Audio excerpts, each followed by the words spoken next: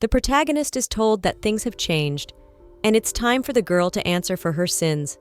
After all, she poisoned Shitaru and tried to harm Sir Youth. And even the girl does not try to hide what was the last will of the emperor. Ophelia Dain Ridanyi will be severely punished as required by the law of the empire. The sinner is asked what she has to say in the end, but Ophelia replies that she will destroy the world to ruins. The girl is ordered to be shot. The fate of the world, which has not found for the protagonist, pity does not interest her. The girl hears the order to kill her, but after a moment she opens her eyes and finds herself in her room. The heroine realizes she's alive. The pain from the arrows that pierced her is still felt in her body. At that moment, a maid appears in her room and brings her tea. But the heroine pushed the maid away. And now the girl apologizes because she did not know that the mistress does not want to see anyone. Ophelia begins to cry because she has returned to the past and is alive again. She has died 4 times already, and the princess doesn't realize how long it will last. The main character is a transmigrant, and in the novel Return of the Crown Prince, the protagonist got the role of Ophelia, his final boss. In the story, the villain Ophelia imprisoned Prince Youthi in a tower and killed his mother. The prince at the end of the story coped by defeating his half-sister Ophelia and became emperor. Of course, the villain must die a horrible death. The protagonist hopes she'll replay the whole thing. Her original plan was to change Yutu's fate. In her past life, the girl dreamed of a world where there is room only for the beautiful. Ophelia was kind to her half-brother, who was locked in a tower. And after the transfer of the right to the throne, she spent the rest of her life married to Kristen Kalman Earhart. He was the next master of the Magic Tower, and an extremely attractive man. However, Ophelia did not expect a character as weak as she thought he was to be capable of horrible deeds. Kristen said that Ophelia should become empress. After all, he had already prepared everything. The protagonist didn't know what Kristen was talking about. She'd already given the throne to her brother. And it doesn't concern her anymore. The girl's life was beautiful and righteous. She doesn't understand why things have suddenly turned upside down, because she's a conspirator and she's been ordered to have her head cut off. Ophelia thought it was the end, but she's alive again. The protagonist doesn't realize that she didn't die a horrible death. She looks at her face and realizes that it was like this 10 years before the execution. The girl doesn't realize if she has traveled back in time. She wanted to create a happy ending. The girl wonders why her life was ruined. Ophelia did not expect that a minor character would betray her. Now, the girl is trying to figure out if she went back in time because she didn't follow the plot. After all, if things continue like this, she'll have to live through the tragic ending again. And if Ophelia wants to stop the rebirth, she has to follow the original story. But even when she's cruel, her character's viciousness has no effect. This is her 5th life. Everything keeps repeating itself over and over again. No matter how much the girl suffers at the end of each life, youth will still hold her tortured body. If the protagonist is destined by fate to be reborn, then from now on she will strive for a painless exit from life. The villainess wishes to die in peace. Ophelia realizes that it is useless for her to cry and she needs to do something. Before facing her death, Ophelia will hand over the throne to her brother and dies peacefully. A peaceful and quiet death. That's what the girl needs. Ophelia only wants to die in peace. It will be a painless death, like going to sleep, so she has nothing else to worry about. But the girl thinks about how she can arrange such a death. Ophelia remembers that in her past life, Youth promised her to use all his influence to make her sister's death as painful as possible. If the girl is reborn, she would like to return to a time when Sitara is still alive. Sitara is a servant girl from a small village in the north. She is the mother of Youth, the man chosen by the emperor. Ophelia became a transmigrant after Ophelia killed Sitara, and the protagonist would like to go back to that moment and prevent it. It's all the way back to the beginning, like in novels about growing up. Ophelia is sure that if Sitar were alive, Youth wouldn't hate her.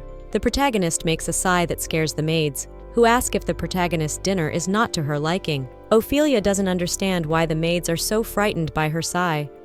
Asking for a peaceful death is a luxury for someone who lives the life of a villain. In any case, the girl wants to find a way to arrange everything. After a while, the protagonist asks the maid how long that child has been locked up. Emmy asks if Ophelia is talking about His Highness Youth. Emmy replies that UT has been locked up for exactly a year. The protagonist comes up with a plan. The only way to ensure the girl's peaceful death is to force Youth to let her die in peace. Youth can't die because he's the protagonist, and it's his privilege. If Ophelia could kill him, she wouldn't have to try so hard. The protagonist's brother is locked up in a prison that only looks luxurious from the outside. Youth never caught a cold, even under those conditions. In other words, if you can't kill him, it's better to torture him. But the girl doesn't realize if this guarantees her a peaceful death. The protagonist hopes that she can do it. Yutdain Raidani is the emperor's only son and half-brother. Yut asks the maid not to worry, because he was just thinking about looking out the window. He asks if it wouldn't be nice to get out of here and take a walk with the maid on such a sunny day. Maid Shauna doesn't understand how Yut can remain so gentle. Now Shauna begins to ask His Highness that Youth mustn't forget who locked him in here, and Youth must remember that his mother, Sitara, died for nothing, because of Ophelia's meanness. The boy asks the maid not to speak of the princess in such a way, for she may be overheard. At this point, the protagonist is already standing outside the door of Youth's room. The maid continues to ask the boy to be patient while he is alive, because the emperor will save him. At this point, the protagonist bursts into their room. Ophelia says that the emperor will have a hard time because he is weak and not young anymore. Ophelia tries to approach her brother in the maid's office, and she is not allowed in. Shauna asks why the princess is here. After all, Ophelia promised not to touch Youth. The protagonist asks what the maid is afraid of. Or does she want the princess to kill her? But the protagonist realizes she shouldn't have said that. After all, she has lived Ophelia's life for a long time and is used to expressing herself as a villain. Yut asks that Shauna beg the princess for forgiveness. After all, if something happens to the maid, Yut will not stand for it. The protagonist thinks that in his first life, Yut loved her very much.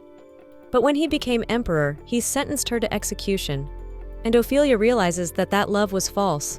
But now the girl turns to her brother and asks if Youth would like to leave this place.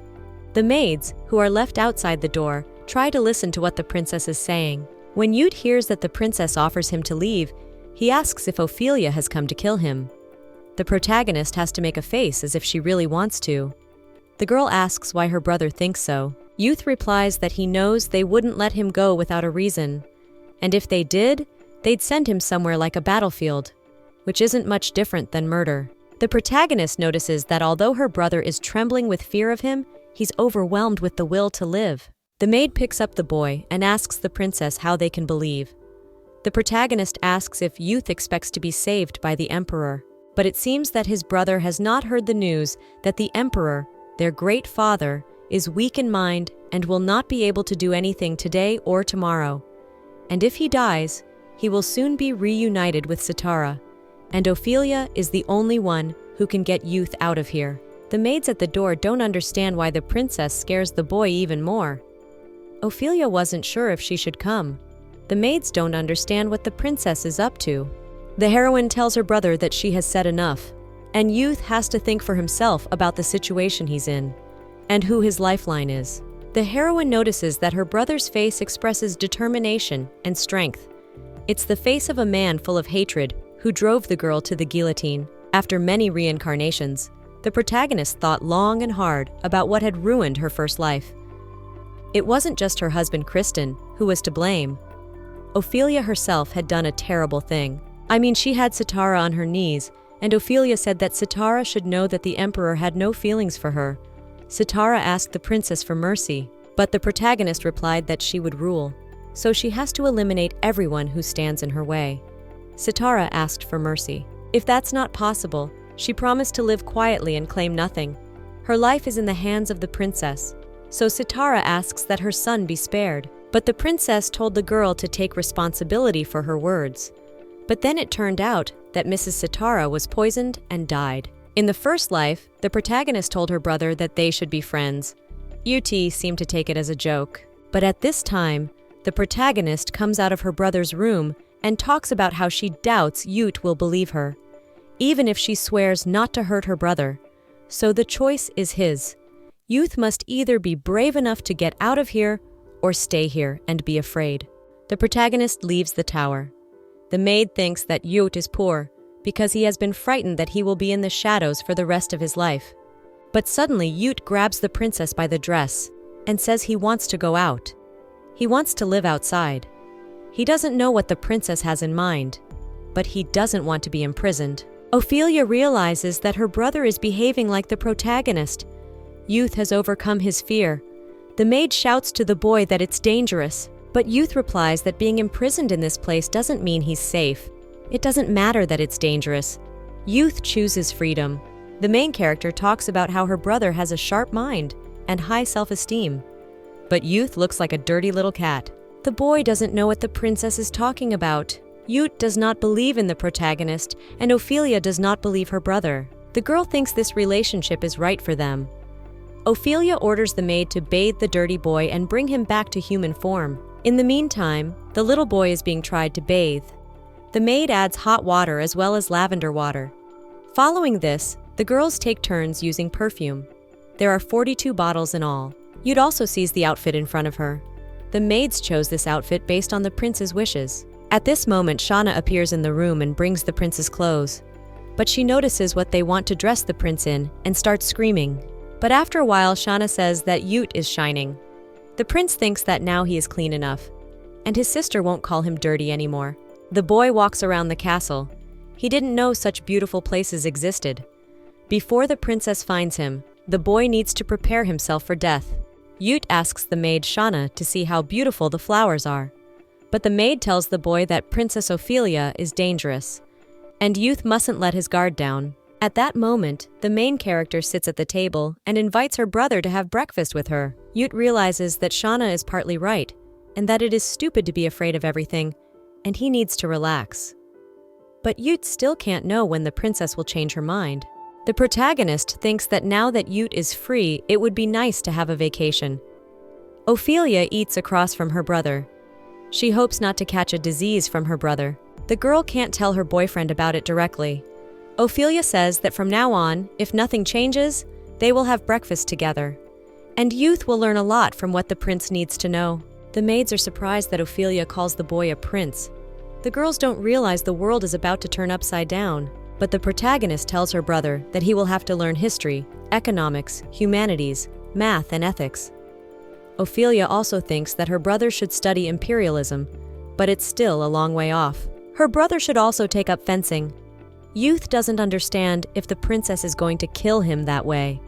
The protagonist says that Yut looks like an aristocrat now. The prince is trying to figure out what she's up to. The boy doesn't know how to use his appliances properly yet, and when he tries to eat, he bangs loudly. Ophelia tells her brother that he doesn't have to beat himself up for what he hasn't learned. Youth is angry because it all happened because of his sister. The protagonist says her brother will live in the Palace of the Rose, where Sitara used to live, and the brother will have maids. The protagonist asks how many maids the boy will need. Euthias replies that Shauna is enough for him. Ophelia replies that a maid would be hard to manage in a big palace. At that moment, the princess is told that Lord Erhard has arrived. Upon hearing this, the protagonist drops the cutlery. She orders the maid to tell the lord to leave. Youth doesn't understand what could have happened. After all, Ophelia dropped the cutlery. Kristen Eckhart, the man who married the main character in her first life. Ophelia doesn't understand why Kristen shows up now. After all, he's a minor character. But when Ophelia met him, the girl showed him that they were made for each other. If it weren't for the betrayal that Kristen planned behind the girl's back, in this life, Ophelia must avoid him. At that moment, Youth hands the princess the instruments. It's a boy's apparatus he hasn't used yet, for the princess's instruments have fallen. The prince doesn't understand why he did it, but Ophelia has gone pale, so the boy says he can eat with his hands. But it's indecent. The protagonist is confused when she hears only one name, Kristen. At that moment, Youth asks who Lord Erhard is, the one the maid mentioned. The lord is told that my lady is ill and cannot see him. Kristen is about to leave, but he assumes he's done something wrong and Ophelia doesn't want to see him. Youth apologizes for overhearing the conversation between the maid and the princess. But the boy suggests that the princess turned very pale and looked surprised. The prince asks if the lord is a bad man. The protagonist replies that Kristen Erhard is not bad, and a great one. He's a magician. And Kristen is also a very special person. The current master of the magic tower has disappeared, and the Lord has been appointed next. Even thinking about it now, Ophelia doesn't realize whether Kristen has committed treachery and lust for power. She talks about how I care about the mage's wealth. They have plenty of free goodies, but that's not what makes Kristen great. It's his unlimited magical power. In their age, when magic and sorcery disappear, there's only one man with such great power. That knows no bounds. It's Lord Kristen Earhart. Ophelia is trying to calm down and wants to pretend the problem doesn't exist. Now the protagonist is worried that her half-brother remembered Kristen's visit.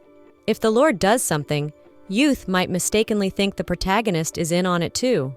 The princess realizes this is a dangerous situation. She can't let Youth remember this incident.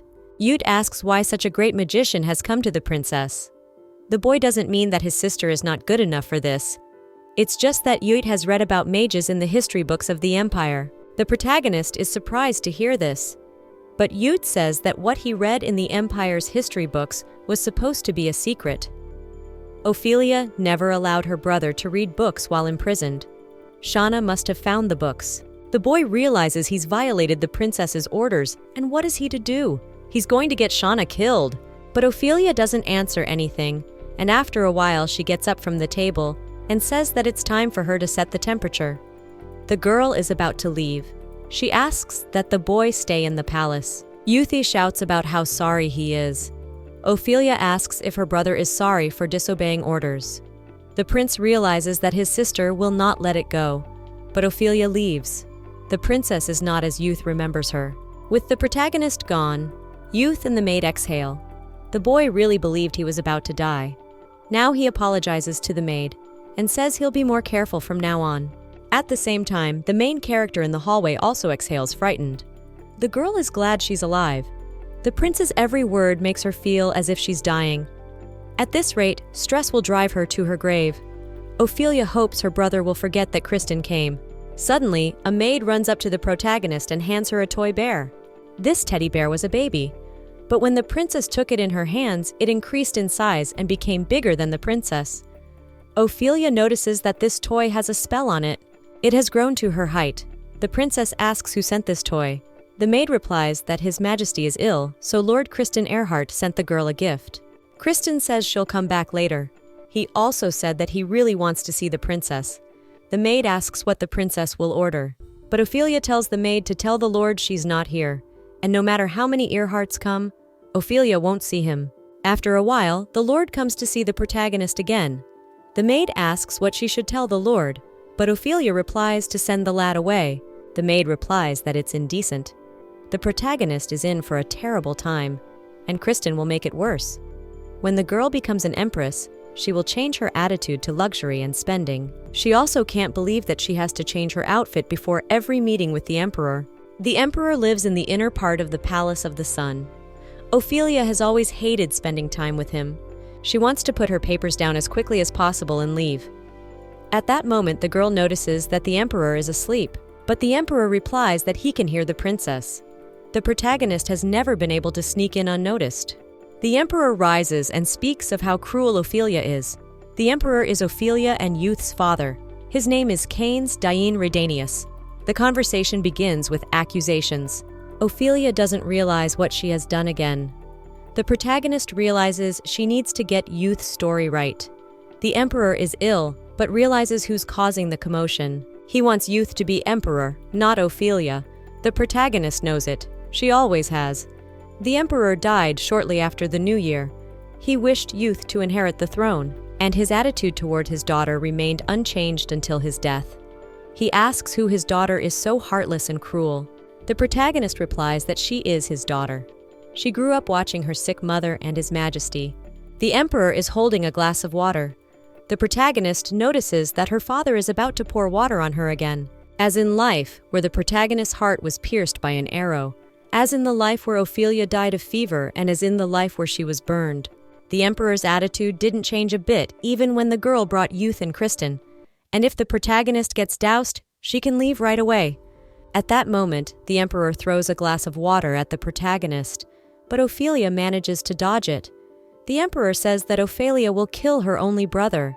The protagonist replies that her father only blames her, although he himself turned his back on Sitar, who was originally a servant girl. Ophelia asks if the emperor would feel so sorry for youth if he had a son by a noble lady.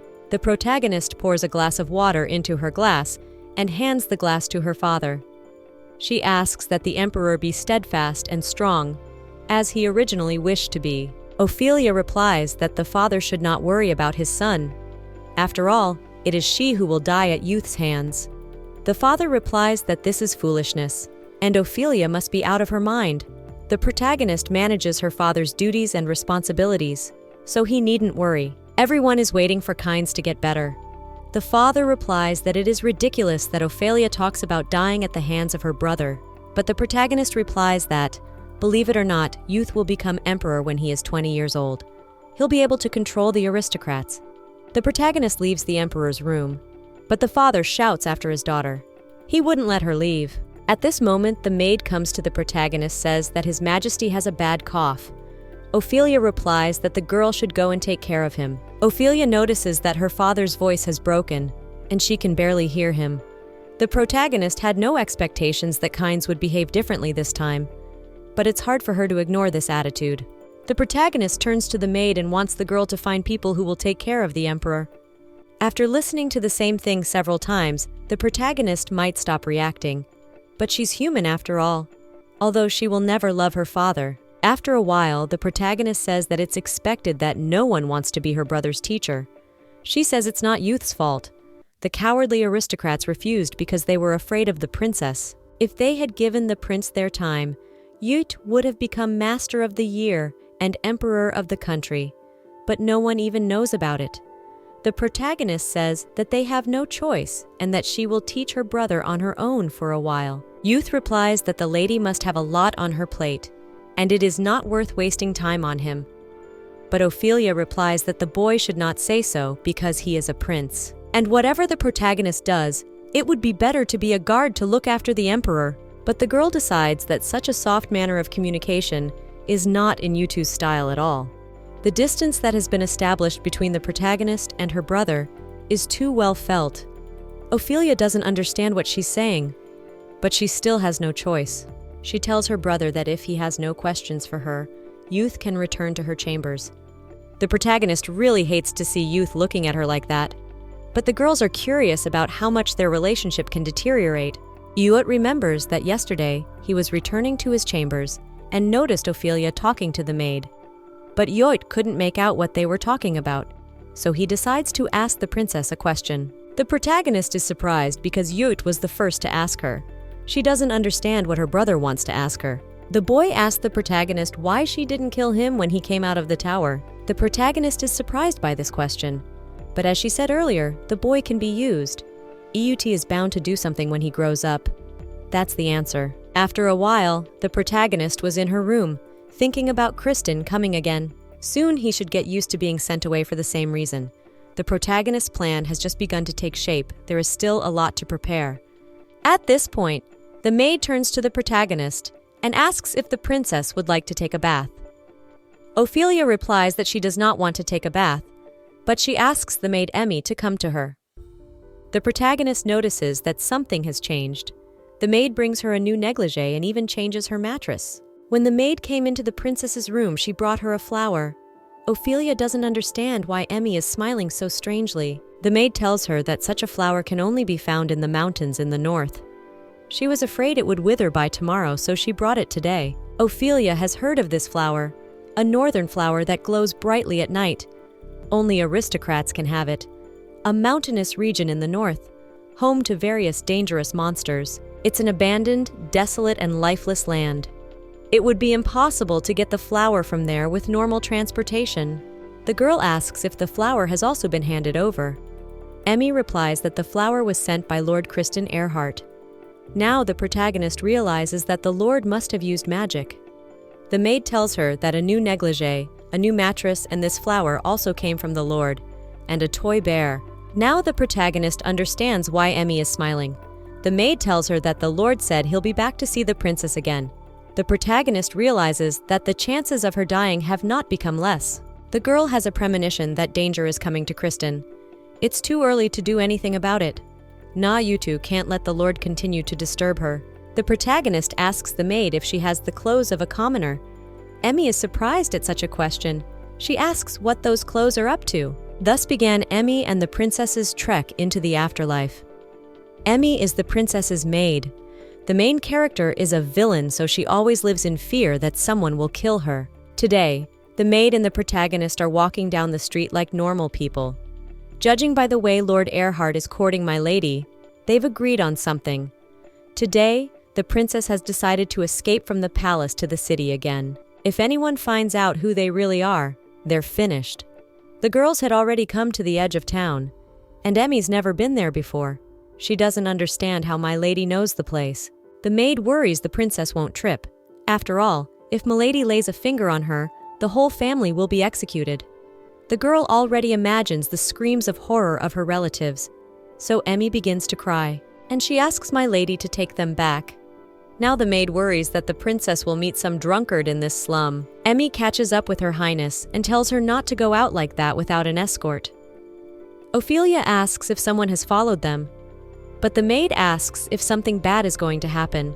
The protagonist notices that the maid's persecution mania has increased. Also, the road they are walking on is very rough. The protagonist doesn't care how much effort has been put into encouraging a resumption of economic activity. They pass a small alleyway with the walls pasted with advertisements. This place has to be around here somewhere. Ophelia has found what she needs, but at that moment, she bumps into a guy.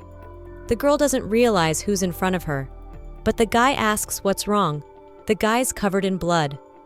This turn of events was not in the plans of the protagonist, but suddenly the girl starts to fall. She is frightened. After all, the road is full of nails and broken glass. She'll get hurt. If she falls forward, she'll fall into this man's arms. If she falls backward, she'll get hurt. But at the last moment, the guy grabs the protagonist by the cloak, and the girl doesn't fall. The guy talks about the girls making a lot of noise. The maid does not understand how this young man so can treat the princess. The lad replies that Ophelia intended to lead the maid into this alley, and he thinks the princess's motive is obvious. But Emmy doesn't understand what the lad is talking about. But he replies that this is where the slave traders do their deals. The yellow ads are an offer to buy. The guy says that the mistress of the maids must have added the girl to the list of slaves for sale. Emmy asks how the guy dares to prove it. But Ophelia thinks about the fact that the maid is about to burst into tears as usual and ask for help. So the protagonist calms the girl down. She says that it's not Emmy's fault that she ran into the guy. The stranger is surprised that the princess is comforting the maid. It's been a long time since he's met such aristocrats. The guy also doesn't understand what the girls forgot in a place like this. He must have scared them a lot, so the girls will run away soon. The guy wanted to leave, but suddenly the main character stops him. She asks if the guy can be with the maid for 5 minutes. Emmy can't believe what the princess just said. The boy is surprised too. But Ophelia says that, like Emmy said herself, Ophelia knows the place very well. She needs to find something, and taking the maid with her is as dangerous as leaving her alone. And the guy spent time and came back worrying about her anyway.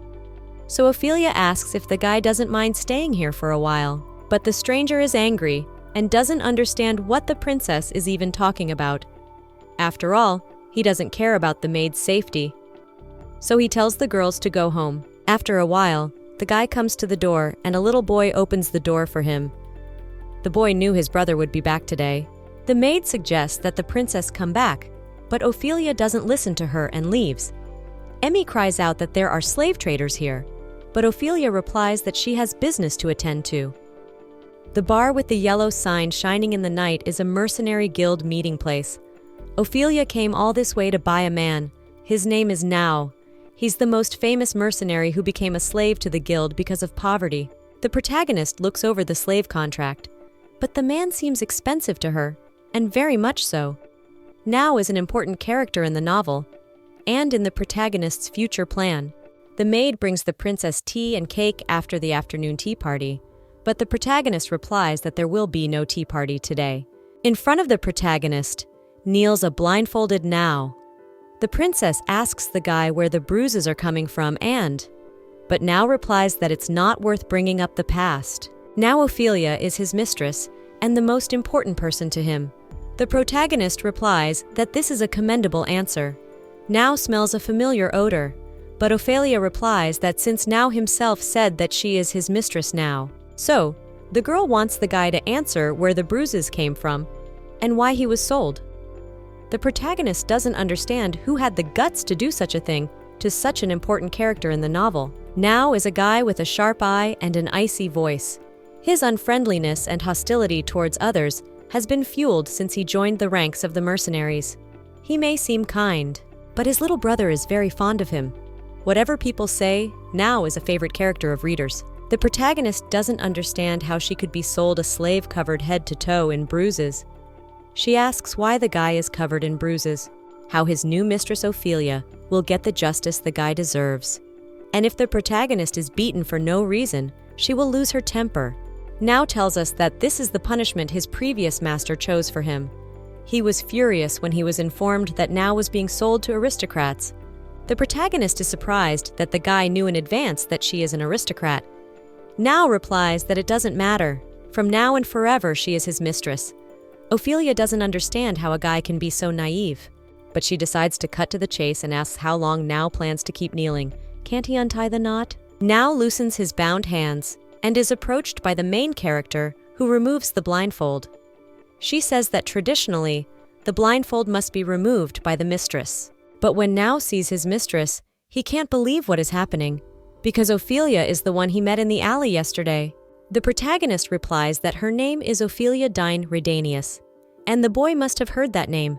She's a princess of the empire. Ophelia tells the boy not to be too surprised. After all, she wants Now to be her bodyguard and some kind of mercenary. Now doesn't understand if the girl wants an assassin. The mad princess is planning a murder, and her target is probably her little brother. Now gets angry and asks if the princess wants to kill the prince. He can't do her bidding, but Ophelia replies that she didn't say to kill Ute. But the princess replies that it is necessary to kill her. When the time comes, she asks the mercenary to kill her in the most painless way possible. Those are her orders. The mercenary doesn't understand what the princess is talking about. He doesn't know what the girl means. The protagonist has prepared in advance for Now's opposition. The protagonist says she has a plan. They'll team up and make her death look like suicide instead of murder.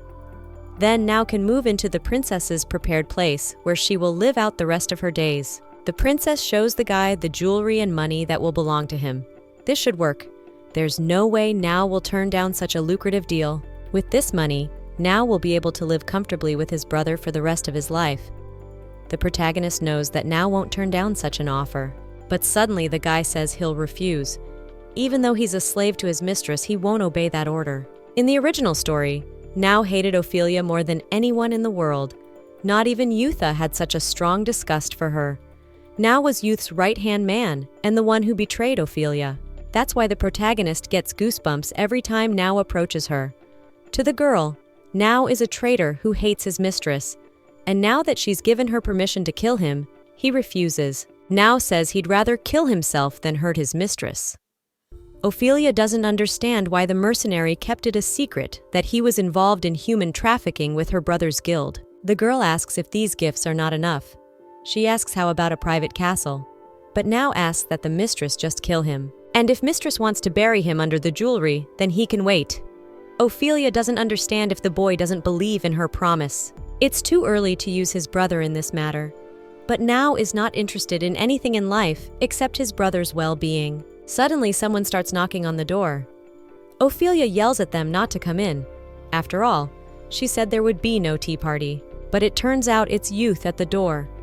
He apologizes, but Ophelia says that if he has any questions, he can come to her anytime. The protagonist thinks she needs to get Now on her side before he meets Youth, but he's stubborn and doesn't respond to her words. He insists on his own way. Also, anyone would misunderstand them if they saw them like this.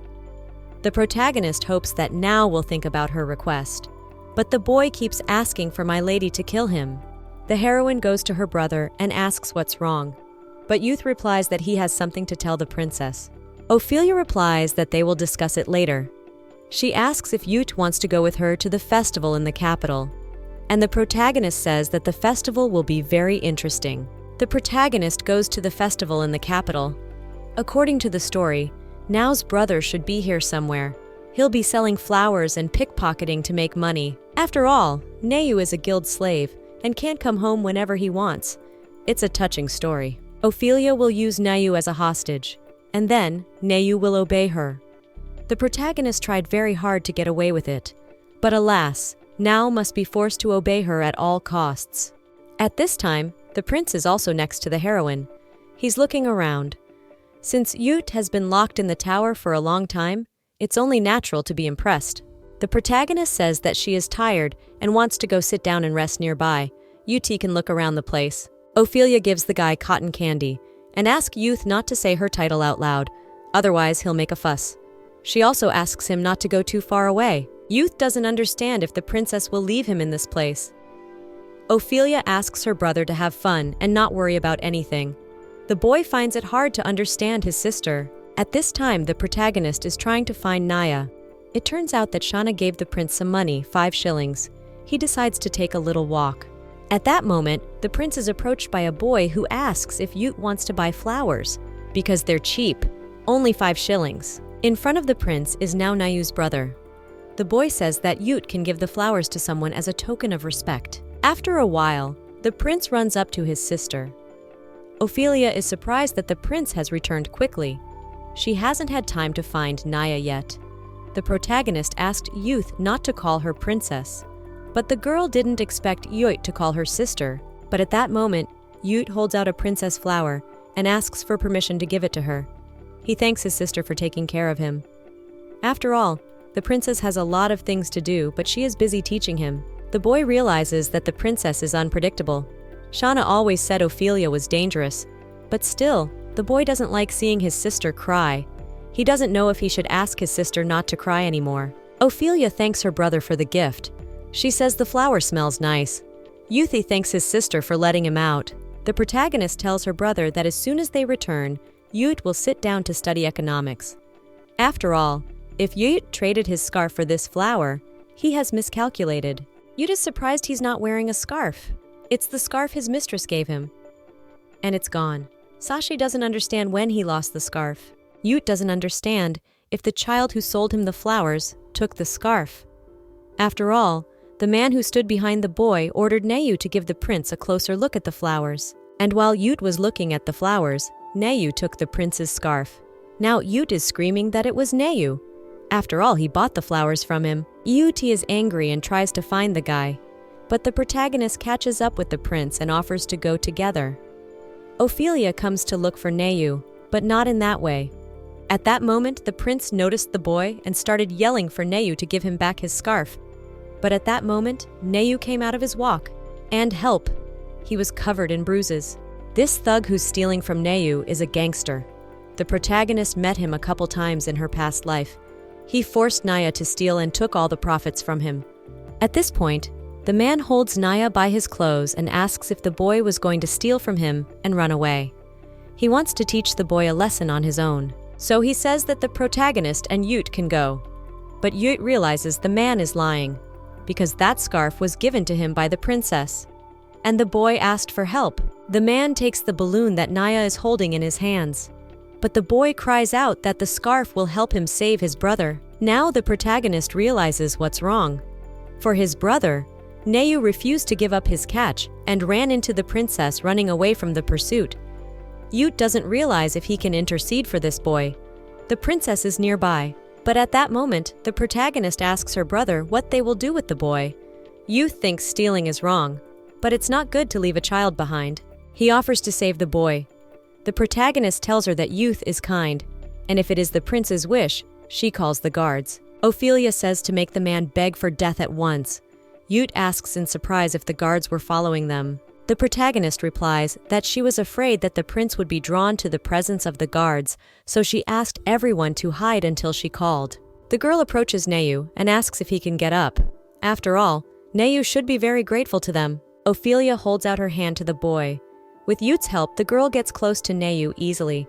The boy extends his hand to the protagonist and thanks her. Neu falls asleep due to overwork. Ophelia tells Neu not to worry. She wonders if Neu is good on his own, or just because of his brother. Now Neu is in her hands. Now stands in front of the protagonist getting angry, but Ophelia responds to make the guy calm down. It's time for her to move on to the next stage. She asks if Now will kill her as she ordered, or if she would rather die here with her brother. Now replies that if the princess has Neu, he can't disobey, so he will become her servant and will be at her side for the rest of his life. The protagonist is happy that this method worked. She asks that Nahu kill her with one blow to be elegant. Ophelia didn't mention it last time. The protagonist replies that they will discuss the details later. Now replies that he will carry out the order. The girl offers to leave so as not to disturb Nao's sleep. Suddenly, the protagonist throws a shape-shifting ring into Nao's hands. It is a precious object made of magical stones. From now on, Ophelia will call Nao Philip. The girl tells the boy to get used to his new identity and to act thoughtfully from now on. The boy asks if he can ask the princess a question. Nao thought a lot when he was alone. He asks why someone like Ophelia, who has everything, would want to die. The protagonist replies that she wishes she could answer in a way that Nao would understand. But the guy replies that his name is no longer Philip. The protagonist says that Nao will live in the armory from now on. She asks that Yut befriends the boy. There is also someone else she needs to introduce to them. He will serve the prince in the future. Nao appears next to the protagonist, but now the boy has a different color hair and different clothes. The protagonist says that this boy's name is Philip. The protagonist thinks it's a great spell.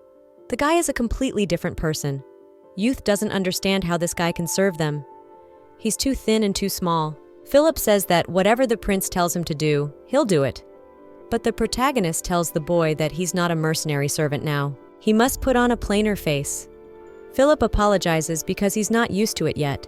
He wants to thank the prince and the boyfriend Naya in advance. The festival is over and winter is coming soon. After the death of the emperor, the plot will begin to materialize in a complete world. The future in which Ophelia dies cannot be changed, but her death won't be horrible. Nao will kill her. After a while, the protagonist and Nao are out in the garden. Nao asks what will happen to his brother. It's not like he's staying in the palace because of the threats. The protagonist replies that Nao has been hired to be Yuti's partner. Housing and security are guaranteed, as well as a huge amount of money, so that his brother won't have to work for the rest of his life. Ophelia has arranged everything better than his older brother could. Nao is angry and says the princess wasn't kidding. After all, Nahu is still a child. And if the princess hurts his brother, Nao gets angry. Ophelia asks if Nao will kill her then. It's adorable, isn't it? But the boy asks the princess to take his words seriously. Suddenly, smoke appears in front of the princess. The girl starts to fall. Nao picks her up and screams. He asks, "What is this smoke?" and if someone is making an attempt on the princess's life. But suddenly, a rabbit appears next to her.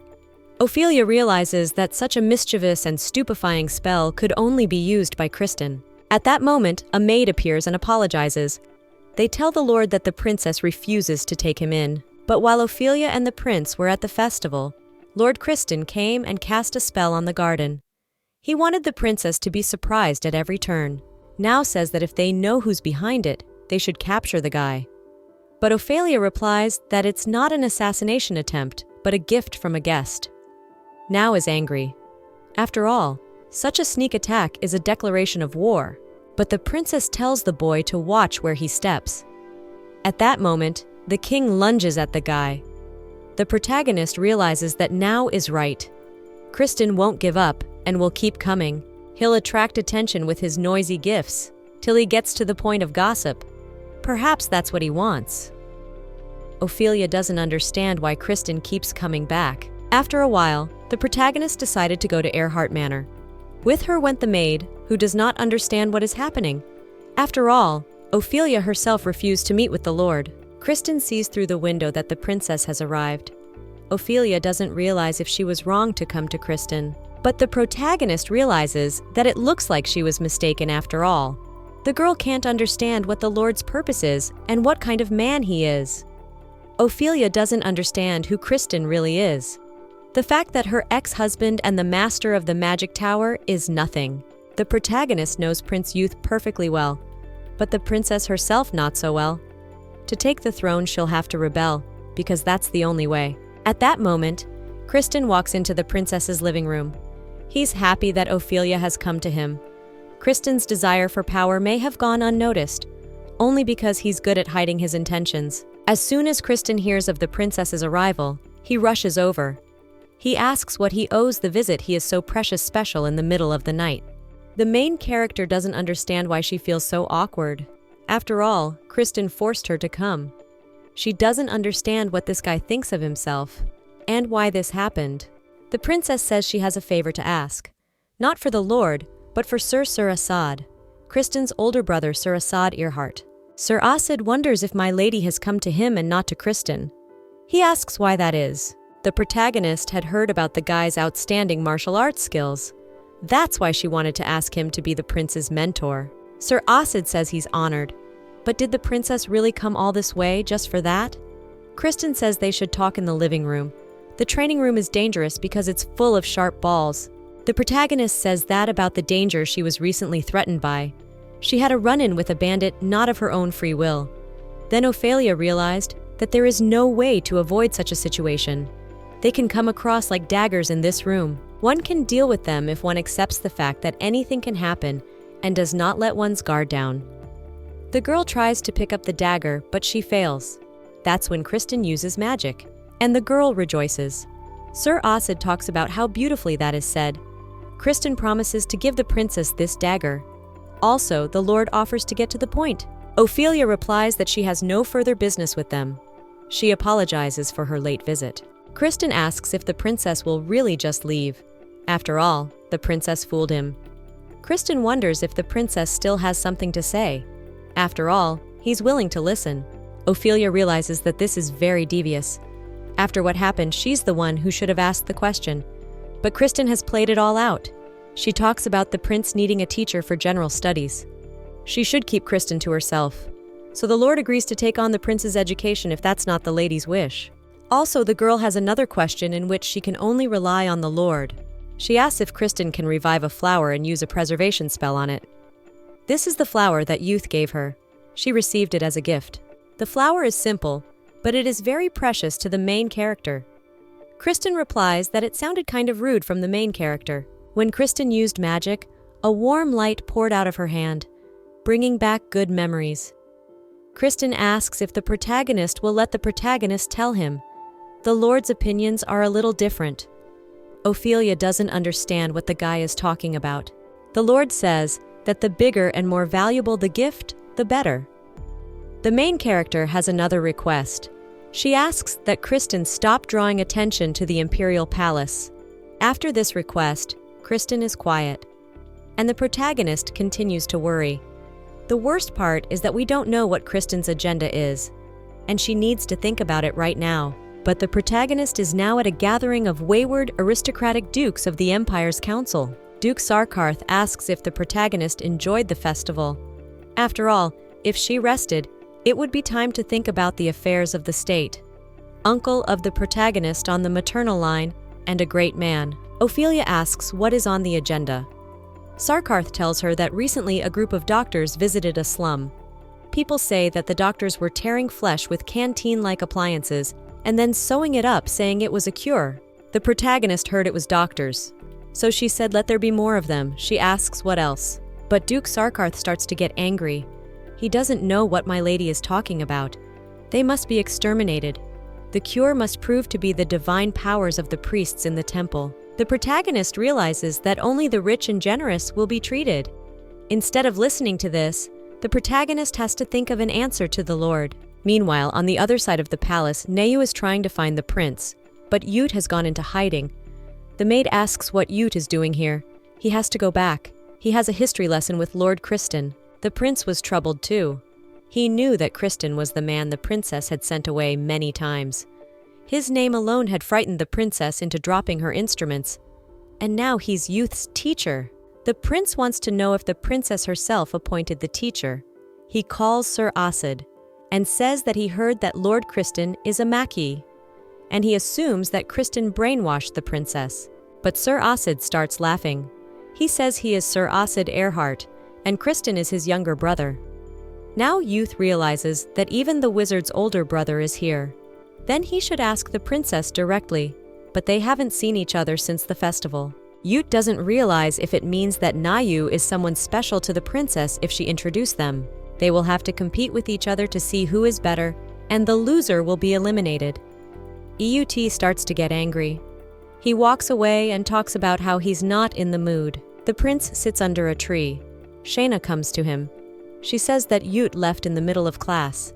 She asks if Yut did it to avoid having lunch with the princess. Suddenly the prince remembers that Ophelia said they would dine together. Soon Naya will join them. Yut doesn't understand why this has happened. Does Ophelia consider him her enemy? Yut went to the table they had prepared in the garden. There he notices the flowers he gave his sister at the festival. The maid tells him that My Lady asked Lord Kristen to use a preservation spell on them. At this time, the protagonist wants to finish the morning meeting, but Sarkarth suggests asking her to bring a simple snack, and they could continue. But Ophelia replies that she has a prince waiting for her. The protagonist is approached by the Duke. The girl realizes she has to make the right choice. The direct descendant of the founder and the princess's maternal relative, the Duke of Sarkarth, with great authority, has no business with youth. Prefer a conversation with a cunning politician or a dinner with youth that will kill her in the future. But the protagonist realizes that youth is clearly outnumbered. She needs to quickly come up with an excuse to leave. Meanwhile, Yut is thinking about how his sister said they would always have lunch together. The boy thought the princess would throw away the flowers, but that's when Nayu came in. He says that the princess had something suddenly happened, so she asked Nayu to replace her at lunch. The protagonist is happy that she left the Duke, but she doesn't understand why she was called to such a faraway place. She doesn't understand why Eut is being so cruel to Nayu, because they are not related. The protagonist went to the big palace, but she doesn't understand why she is in this place. When the protagonist was still in the castle, Sir Asad Earhart appeared behind her back.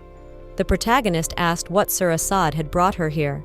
The protagonist is curious why a prominent political figure like Duke Sarkarth asked for a meeting with a simple guy. The girl is afraid that Sir Asad will become another expendable material of the Duke, and she needs to keep him quiet until he says something unnecessary about the princess. At that moment, Sir Asad talks about the princess then, for the first time in the middle of the night, came to Earhart Manor. The protagonist didn't expect to hear that. She asks the guy what brought him there. Sir Asad would love for Ophelia to honor him and show her how magnificent the Grand Palace is. She agrees to go. Sir Asad asks if it is now, but Ophelia agrees. Outside it is getting colder. Sir Asad puts his cloak on the girl. The heroine and Sir Asad are on their way. No one in the Earhart family has political competence. The girl does not understand whether Sir Asad wants a love scandal to break out regarding his relationship with the evil princess. Sir Asad turns to the princess and says that he did not want that. The girl is happy that Sir Asad at least realized his mistake. Sir Asad talks about how terribly guilty he is in front of the princess. Besides stupid Kristen, the guy has no other relatives. Since childhood, he has been practicing only fencing, and studying etiquette has been an impossible labor for him. The main character tells the guy that he doesn't need to apologize. He just needs to get his coat back. But Sir Asad replies that there is nothing wrong with it, and Ophelia can keep it. The guy also talks about the princess looking sad. Sir Asad suggests that the protagonist should go now. The high priest is waiting for them. Although the protagonist tries to distance herself from the Duke, she thinks that the reason why the high priest wants to meet her is because of him. The high priest asks the princess if she's just going to let the doctors get away with it. The protagonist realizes that it's expected, and the meeting continues. The high priest says that the princess should arrest the doctors herself. The protagonist asks if the priest is talking about someone who cuts another man's flesh to make a diagnosis. Sir Asad offers the princess tea. The protagonist thinks about what she should do. After all, the priest is on the side of the aristocrats. If she offends, and Yut will end up brutalizing her. But if she has Naya in her hands, she'll play it her way. So she's decided to send good work to the doctors, and she doesn't care about the aristocrats. The high priest says that this approach will meet with fierce resistance. He asks if he can find out the reason for the princess's decision. But Ophelia replies that she doesn't have to explain. However, in short, whatever the outcome, Ophelia will continue to insist. No matter how hard she tries to please them, the aristocrats won't care about her problems. This time, let them all ingratiate themselves with youth. The protagonist says that people need treatment, so they have to provide it, even if the girls have to be criticized. The priest replies that the princess is a good person. Ophelia didn't expect to hear that. Sir Asad says that the princess will not let them down. He's always believed Ophelia to be very loyal and good-natured. It's just not something everyone realizes. Sir Asad heard from Neyu about the princess's generous act. Sir Asad and the high priest agree on the position of the main character's doctors. Ophelia says that she is not loyal or good-natured at all. A villain cannot become good by doing just one good deed. And the girl says that they are greatly exaggerating. Their attempts to nail the protagonist to the wall are wearing her down. Ophelia feels nothing but anxiety. Sir Asad tells Milady that the child she saved believes the princess is good.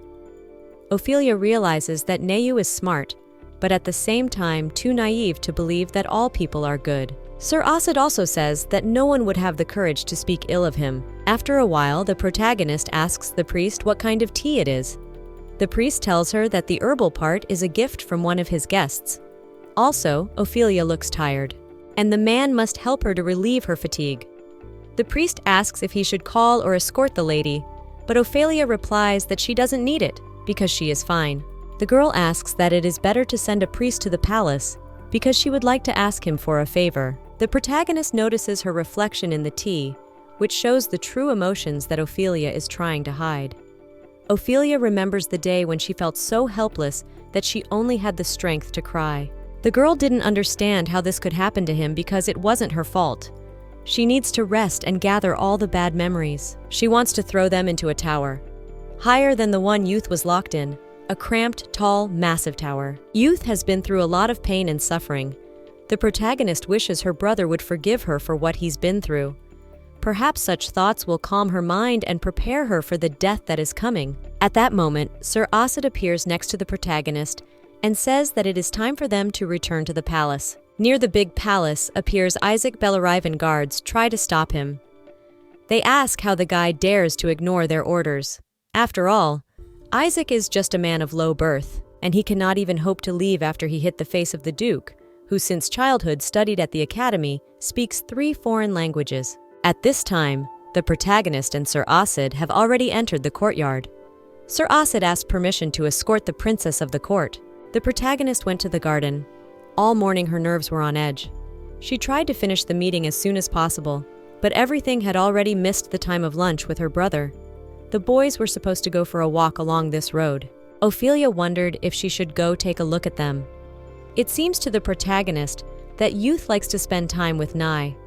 Whatever people say, the author of the novel would agree with the fact that they're on very good terms with each other.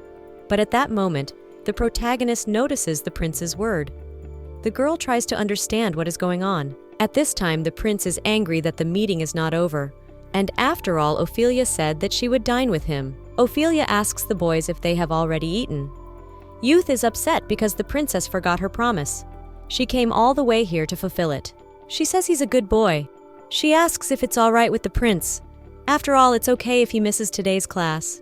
The protagonist thinks that whatever the reason for Youth's anger, the first thing to do now is to calm him down. She asks if they want to have tea with her, but Youth replies that he has to finish the homework that Lord Kristen gave him. The princess tries to stop the boy, but Youth doesn't listen to her. Ophelia tries to see if it's because of her. After all, she kept her distance from the prince. Neyu wonders what he should do now. The prince is in a bad mood. He asks if it's because of him. Neyu says that when her baby brother is still in her mother's belly, her sister can't wait to see him. But as soon as the baby brother is born, she becomes anxious. Neyu has been watching this kind of difficult relationship between sister and brother for quite some time to come to this conclusion. Now the protagonist is thinking about Youth being jealous, rather trying to stay on guard to keep his distance from the protagonist. Neyu asks if the princess knows how long Youth has been waiting for her. All through lunch, Youth has been looking at his watch with a sad look on his face. So the boy thinks that the princess should talk to her brother. Everything has a reason, and the prince's sadness is no exception. Either that, or Neyu is afraid that her highness will have to figure it out for herself. Ophelia doesn't realize if the boy is exactly 10 years old. After all, very mature, he is thinking. Now the girl is trying to figure out if Youth is really jealous, or Nayu got it all wrong. The main character gets angry just thinking about it. She will do anything to make sure that everything goes according to her plan. She doesn't understand why Youth suddenly behaves like this. She doesn't understand any of it. At that moment, Kristen approaches the princess and tells her that their meeting will continue after noon. Ophelia asks the Lord if he has cancelled today's class. The Lord replies that Sir Asid will bring the class. Physical training is important too. At that moment, Youth uses magic and presents the girl with a bouquet of flowers. Ophelia is angry. After all, she said back then that the Lord should never give her anything else. But birds start flying from the bouquet of flowers. Kristen talks about how the main character's rejection broke his heart, and he doesn't know how else to show her his sincerity. Kristen asks why Ophelia is so cold to him. The princess asks what brings the Lord to this place. After all, he constantly complains about the coldness to the princess, hence he will not behave the same way and answer the princess's question. Kristen asks the princess to come closer to him. Ophelia is puzzled, but Kristen promises to tell the princess everything. He asks that she listen carefully. Ophelia thinks about how this seems like a trap. She hopes Kristen won't do anything disrespectful to her. Lord grabs the main character by the arm and asks if he could have done wrong to the princess. He asks her to tell her that he was looking for a meeting with the princess. But suddenly Kristen starts to fall. The princess asks if the guy is okay. Kristen cradles the protagonist's arm. Ophelia talks about being hurt. Lord apologizes. He says he'll tell her about it later. With a flick of her finger, Kristen uses magic to move. This is the first time the protagonist sees Kristen in so much pain. The girl tries to see if he's going to be okay. He's in good health. Well, the main heroine has no idea what just happened. In the novel, Youth's childhood was like an endless string of lonely days. The suffering he endured is as painful as if he had to swallow a block of ice. Youth truly longs for love and care. But even if he is jealous, as Nayu suggested, the protagonist should not open her heart to him. The next day, Youth went out. Today is the perfect weather for a walk. Last night he had a scary dream that made his day better. He doesn't realize, isn't that surprising? That place always hurts. But today he's feeling better. Class is about to start and he has to get back. But suddenly, the boy sees the princess sleeping in the garden. He sees that she doesn't move. Youth doesn't understand if she's dead. The princess has a very pale face. But Ophelia wakes up and Youth is frightened and falls down. The princess asks what happened. The boy frightenedly says that he thought the princess had stopped breathing. After all, you couldn't just stand there and stare at the princess. Ophelia says that the lesson will start soon. If the prince has any questions, he can ask Nai. Youth replies that he will, but he doesn't understand why Nayu again. Suddenly, the pain in his chest is back. But Ophelia replies that she must do as she says. After all, Youth is free to choose. However, with friends, the pain subsides. Youth asks if the princess knows he is in pain. Ophelia says everyone has to overcome feelings like that to grow up. She can't please the prince forever, and of course Youth can't do the same to her. That's always the truth. Then there are the things that can't be changed. The protagonist says that her closest person is only Youth. That's the conclusion she's drawn. No matter what people say, Youth will always be her little brother. She tells the prince to leave because he might be late. The prince didn't expect his sister to call him her little brother and closest person. Now he's trying to figure out if it's possible that the princess is also suffering from similar pain. Kristen tells him that if they look at the long history of the empire, they will see that not only have loving families been at one with each other, but even sworn enemies have agreed to act together. So not all they see is this truth. Youth thinks that nothing in the world is one size fits all, and the princess has everything she wants, but she can be torn with pain. Kristen says the general knowledge test is over. After a break, he suggests we move on to the main class. Youth decides to eat cookies. After all, he needs to recharge his brain with something sweet. Kristen tells him that they are the Empire's specialty sweets. Nayu tells him that the palace is full of them, and he's glad he can eat so many different things. Kristen says that because of the princess's rule, everything is peaceful in the Empire. Because of his lessons, the boys know how extensive the princess's legal options are. However, sometimes people resist her decisions because they are ahead of their time. Nayu thinks the princess is wonderful. Kristen says that even if someone doesn't like the princess, they will eventually realize they are wrong, so Nayu may not think about it. Youth also thinks the princess is perfect, but one thing is not clear to him. Suddenly, Nayu asks why the princess is acting like she's going to be gone soon. He asks if it's because of stress, because he hasn't figured it out yet. Youth says that the princess is always looking away. Nayu is surprised that the prince has spoken to them. Youth thinks that the princess should turn to her friends and then her pain will subside. Kristen says that if the boys are done resting, he has a surprise test for them. The students can handle it if they listen to him carefully. At that moment, the prince asks Lord Kristen if the princess has a close friend to whom she could open up. Suddenly, all the sheets of paper that the Lord was holding in his hands are scattered. Youth doesn't realize if it's the sun shining like that. The light in Kristen's eyes has changed. That's when Kristen says that Isaac Belhaven is there. The high priest tries to stop the guy because he already told him that. At this point, the high priest sits down on the ground and tells them to finish him off. The high priest is asked not to lose his dignity. Priest Isaac says that the high priest is even flushed, and his voice is about to break. He says that he has nothing to worry about for the next 50 years. The high priest asks if he can react like that when the priest is dressed like that. After all, Isaac used a suit. He says he's stepping down today. He is now the healer of Belhaven. The priest orders him to take off the healer's mask, but Isaac says he won't be a priest anymore. After a while, Isaac takes off his mask. The high priest asks how it is to meet such a boy in his old age. He asks Isaac to tell him what he plans to do for a living when he leaves. Isaac replies that he wants to be a healer, because he's capable. The high priest says that from what he sees, the boys have no personality. And if a grown man can make his own decisions, the high priest wants to leave. He thinks their conversation is going nowhere. The high priest says that if he dies, Isaac will leave the temple anyway, because he's not a believer. Isaac replies that he's working here for now. The high priest wants to ask the guy for a favor before Isaac leaves. The princess says to send her a priest.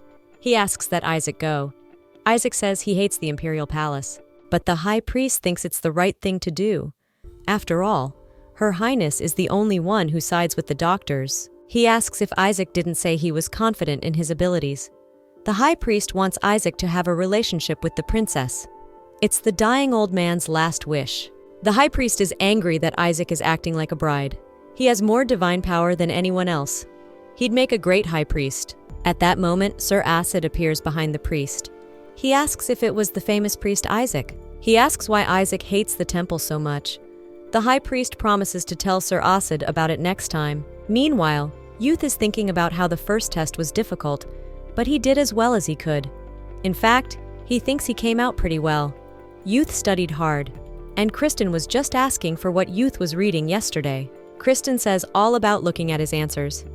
He asks if Youth understood the expression, "Not everything a person sees is true," but the prince replies that Kristen explained, and Youth thinks about what he understood. Kristen asks if the prince has thought well. He asks if there is a connection between the death of the prince's mother and the rumors to his princess. Yut answers that he was busy, so he was thinking about something else entirely. But Kristen replies that if he were the prince, he would have been thinking about that. Yut doesn't understand why the Lord is even asking him about it. I mean, is it really part of the test?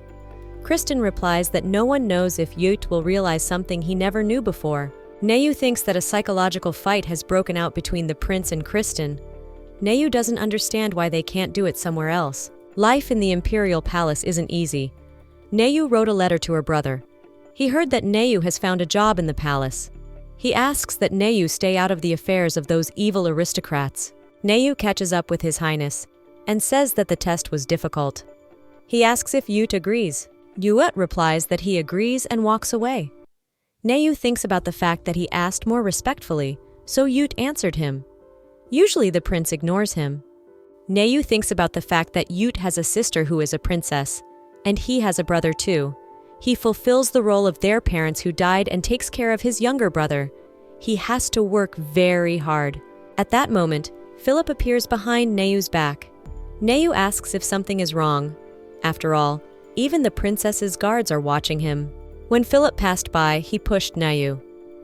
Nayu wants to cry because he was pushed, but if either says that, the boy has something in his pocket. Nayu looks in his pocket and notices there's chocolate.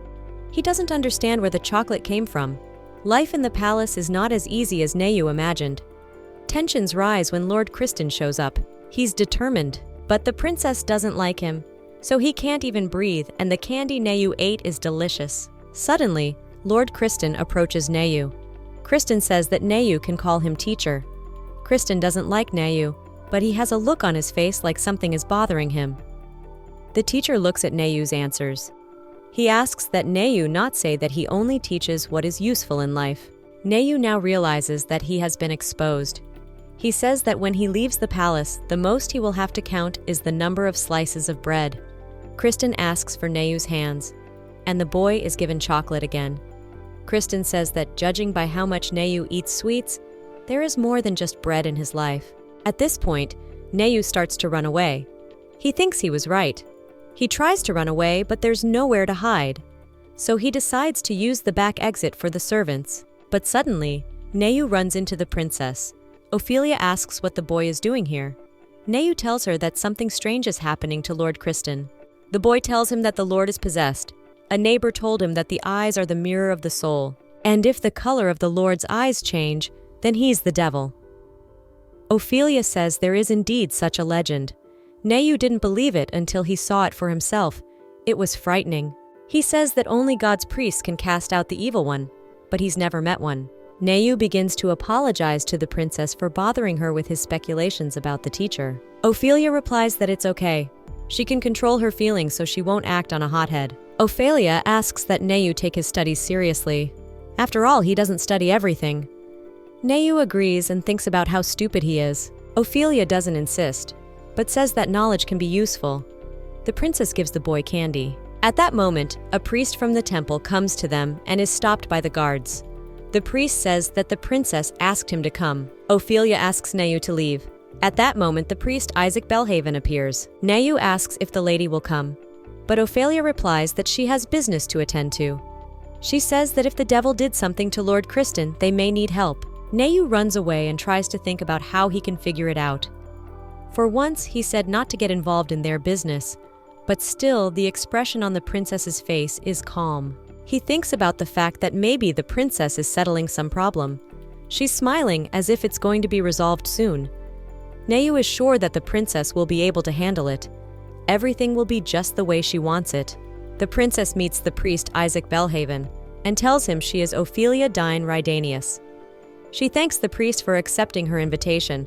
Ophelia is surprised that even in the presence of a famous princess, Isaac keeps his head held high. She needs to get to know the priest better. After a while, they enter the palace. Ophelia tells them that the children have caused the palace to become noisy, and the priest will just have to check their health. Ophelia thinks that even if Kristen is up to something, she has already made her final decision, so she has nothing to worry about. From this priest, she wants to get an intoxicating drug. If she's already killed by raising and burning, she's not sure how she'll die this time, but at least she'll be able to take the pain away with a special drug. To get it, she'll have to gain Isaac's trust. For the sake of this, the protagonist is ready to do anything. So first, she decides to make a good first impression. Ophelia puts on a great show. She's thinking that Isaac isn't going anywhere until she gets what she wants. The guy asks if the princess knows him. After all, it's the first time he's met her, and he finds it odd that the princess knows his name. Ophelia replies that she knows the names of all her guests. The girl thinks of the priest's vigilance. Still, if he does not make the medicine in time, he will be reprimanded by the princess.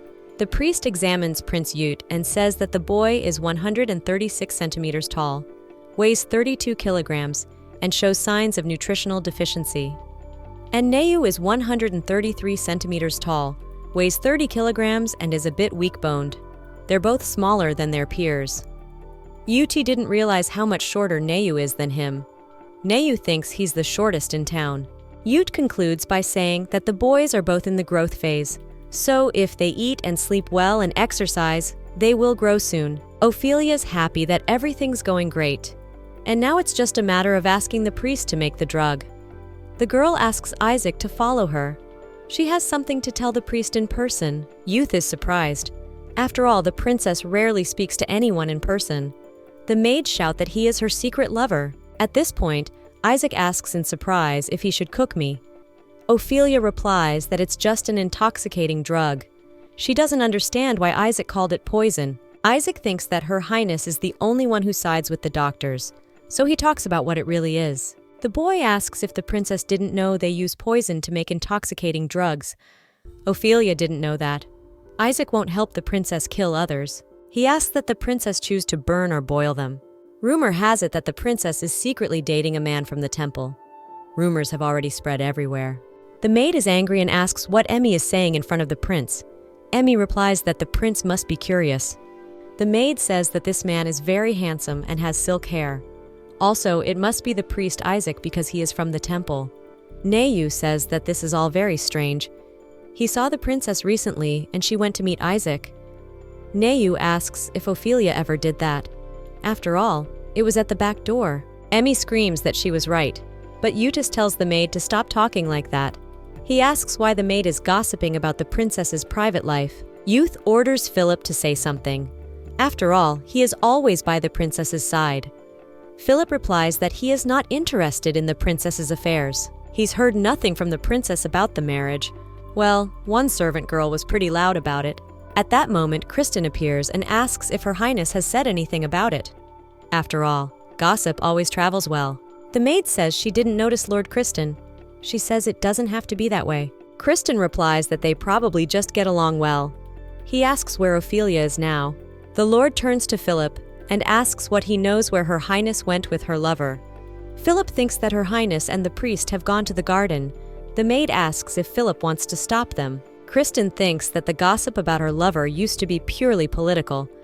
But Kristen doesn't understand why they're suddenly talking about priests. Whether she's really in love with him. Kristen goes to the garden and sees the princess standing there. And the priest tells her that this poison is different from what the aristocrats know. He has no idea how to make it. The protagonist thinks the priest misunderstood her. After all, she doesn't need the poison to kill. At that moment, Kristen intervenes in their conversation and apologizes. Ophelia gets angry and asks what Kristen is doing here, and why he has such a fierce look in his eyes. Kristen yells for the priest to obey Her Highness's orders. After all, if she told him to poison her, the priest should do it. Now the protagonist is surprised. She doesn't realize that Kristen knows Isaac.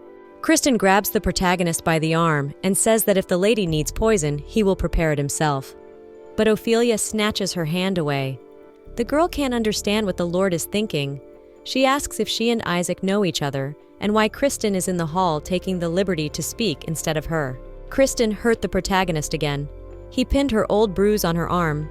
She talks about how Kristen is a talented person, but that doesn't give him the right to test her not infinite patience. Also, the main character is curious if Kristen has traveled back in time. And in his previous life, his eyes never changed color. In this one, he suddenly and gratuitously came to the protagonist. The change in eye color proves that he went back in time and decided to get close to the princess since he remembers everything. Ophelia turns around and starts to leave for the palace. She talks about how they will talk some other time. Kristen tries to stop Her Highness. She asks when the other time will be. Kristen screams and asks why he has to wait for her. At this time, the protagonist is thinking that if this is a sign of going back in time, she doesn't understand why her eyes don't change color. The protagonist turns around and asks if the lords really want to hear the answer. A few days later, Philip and the protagonist talk about how Kristen seems desperate. But the protagonist replies that it's none of her business. After all, she enjoys talking to him. They used to share with each other. Philip talks about how the rumors keep spreading. Philip says that they can't know if they hurt him, but he asks them to stay close to Kristen's teacher and not the priest. Ophelia asks what this has to do with Isaac. She doesn't want to talk to Bones anyway. Kristen knocks on their room and says he would like to see the princess. Ophelia's mad about how stubborn the guy is, even though she knew it. The girl wanted to turn to Philip and tell him something, but he's already gone. The main character doesn't want to go out with the Lord right now, because it would spoil her plan. Not because he betrayed her in a past life. It's nice for the girls to see Kristen acting like nothing happened. At this time, Kristen tells the princess that he came to apologize, so he asks Ophelia to let him in. The guy is ashamed of what he did. He knows it may sound strange, but he doesn't realize how he feels. I mean, honestly, he's just too arrogant. Kristen would like to always be the princess's closest subordinate. The guy is sure of it, so he came to apologize. Kristen doesn't understand why he has such a strong desire to help the princess. He wants to devote himself to the girl, but she already has a close subordinate. He decides to stay where he is and will do nothing more. He asks that the girl accept his sincere apology. Ophelia asks if the Lord means to say that he will stop trying to get close to her. The Lord wishes he could lie now, but he can't keep his promise. He asks if it makes the princess angry. Sir Osid often scolds him too. Sir Osid says that Kristen shouldn't act like a child. And the protagonist notices that Kristen's face reflects embarrassment. When they first met, Kristen was the best wizard in the Empire. The princess thought he was too old for his age. The girl tries to restrain herself, but Kristen asks if the princess is laughing. The girl doesn't realize if Sir Osid really scolded Kristen for acting like a child. Ophelia replies that she is not laughing, but Kristen sees the girl laughing. She doesn't know how to overcome this storm of emotion. She is curious about Sir Osid scolding the Lord, but she's still angry with him.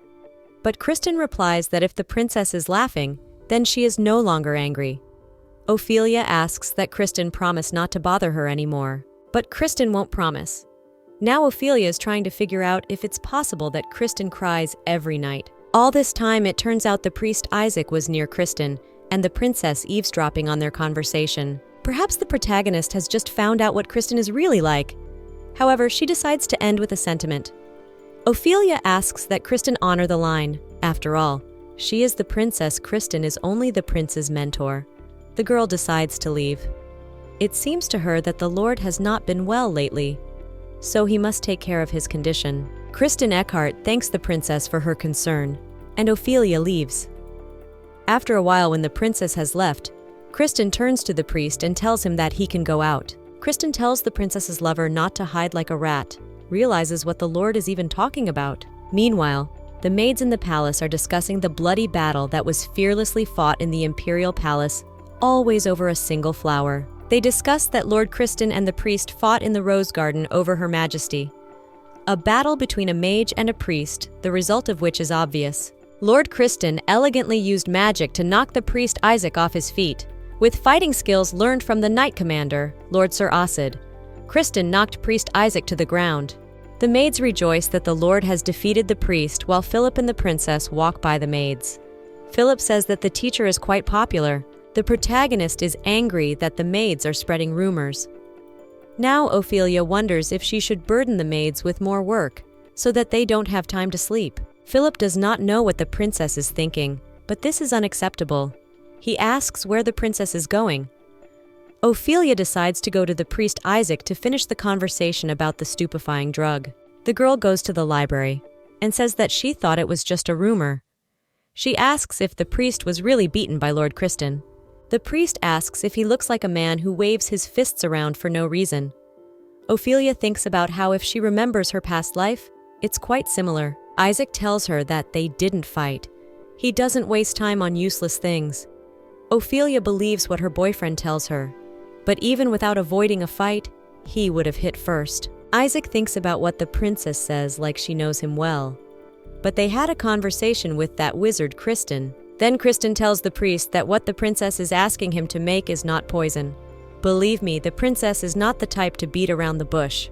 Kristen doesn't know the reason, but the princess really wants the intoxicating drug. And Kristen apologizes to the priest too, because then the Lord throws back the book that was in the priest's hands, and the maids start talking about the priests and the Lord fighting over the princess. Kristen tries to lift the priest up, holding his arm in clothes. Kristen talks about how he was rude to the princess's guest, and he apologizes. Kristen is a selfish man, but he defended the princess and apologized for Her Majesty's sake. If Ophelia really is the villain of the century, as they say out loud, then can there be a man who cares for her so much? Isaac asks if Ophelia really wants an intoxicating drug. The protagonist replies that all she wants is a painkiller. She wants a drug that will make you feel nothing when you eat or drink the drug. It is necessary for illegal operations conducted by doctors, but the girl heard that it is not used in practice because only priests can conduct research. And the priest's misconception was due to problems with those who wanted the poison. Isaac doesn't understand how this woman knows doctors so well. Isaac knows people who pretend to understand their doctor well, especially the aristocrats of the palace. They were perfectly capable of changing attitudes as they pleased. Well, the tongue doesn't understand how he can trust this man. The protagonist takes the priest's hand. She asks Isaac to take the word of the empire's only princess. The princess is the villain of the century, the poisonous spider of the imperial palace. Isaac asks why the mistress needs painkillers. The girl replies that she wants to escape the pain. After all, no one likes to feel it. Truly, eyes wanting to escape pain are like those suffering from illness, sitting in front of a temple, begging for God's mercy. Such pretense is impossible. The priest would like to ask if he will fall for the princess's words, but he has the courage to believe in the girl. He asks the princess to prepare a laboratory and materials to develop an anesthetic. Isaac tells her what materials he needs. Ophelia is ready to find everything. She asks if it's really necessary. Ophelia asks why the priest has a wrinkled face if it wasn't a battle with the Lord. It turns out Isaac discovered rare medicinal herbs in the garden of the imperial palace and stole a lot of imperial property. The protagonist says that Isaac can trust her now, so he can tell her what happened. The next morning, Naya is awakened by Philip. He is trying to find clothes. After all, he's late too. Nayu asks if Philip could have woken him up on time. Nayu is angry because Philip is behaving just like his brother Now.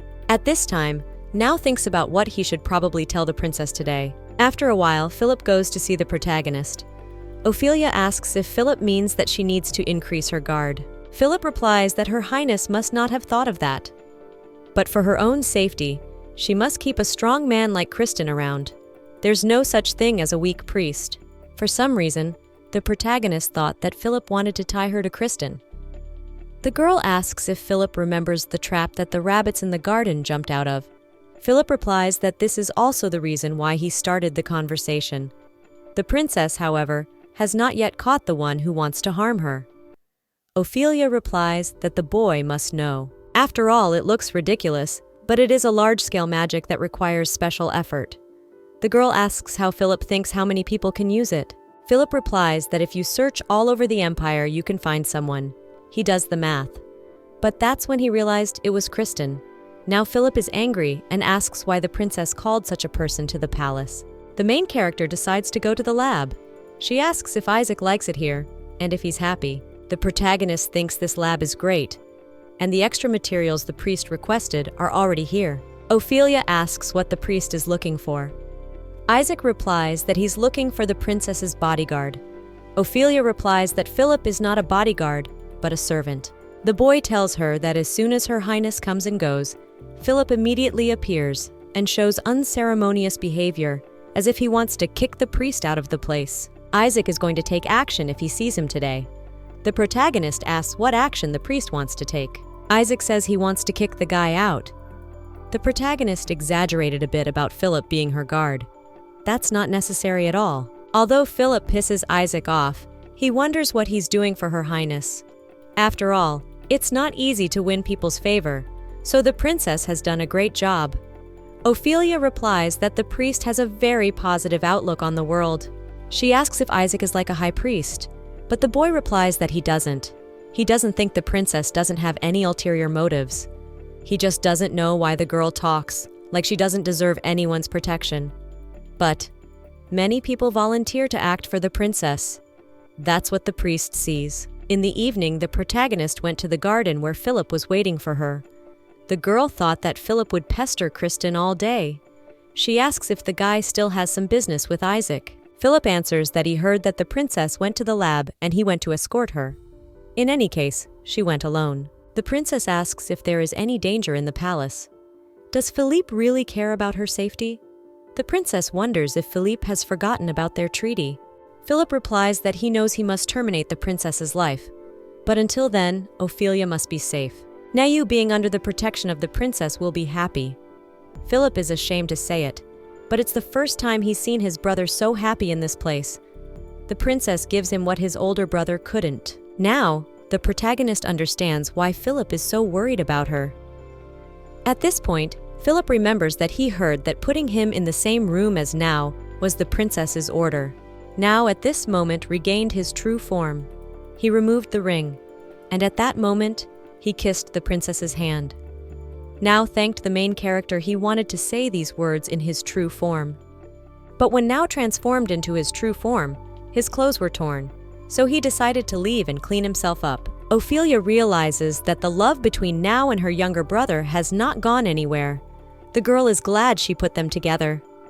Ophelia almost neglected to protect the prince because she was worried about Now. Next time she needs to be told that she has a motive too, so she doesn't need to be so grateful. At this time, the maid Shana is bathing the prince. She talks about how Yut seems to have gotten close to the princess lately. Yut replies that Shana herself said that until he is strong, he must please her highness. But the eyelids tell the prince not to forget that. After all, Ophelia is the enemy who killed Sitar. Youth cries out that he knows it, and he must brutally kill the princesses and avenge it. Sometime later, the princess meets Count Sarkarth. She asks if the game is about the wedding. Sarkarth replies that it seems to him that Her Highness has recently become interested in friendship with men. He's just trying to find someone age-appropriate. There have been rumors about the princess in the palace lately. Ophelia talks about how it looks like her uncle has been busy for a few days and probably had a hand in it himself. The girl asks if the game of Sarkarth really wants her to marry. The count asks if it wasn't the princess who instigated the whole thing. Now the empire is torn in two, the main forces serving Her Highness and the main faction supporting Princess Youth. Sarkarth says that if the prince had remained locked in the tower, there would have been no problem. This bastard child should not have been released. Ophelia asks if the count is aware that these words amount to treason. Whatever position he holds doesn't change anything. One of the few people who can be forgiven for mentioning Ophelia's name, and that is the Duke of Sarkarth. The Duke says to increase Ophelia's power through marriage. After all, the girl is the next empress. After the death of the empress in the hands of the emperor, the only one who defended Sitar, he can be called a representative of the princess faction. Sarkarth asks if the princess really wants this bastard to take the empire away from her. Sarkarth can't turn a blind eye?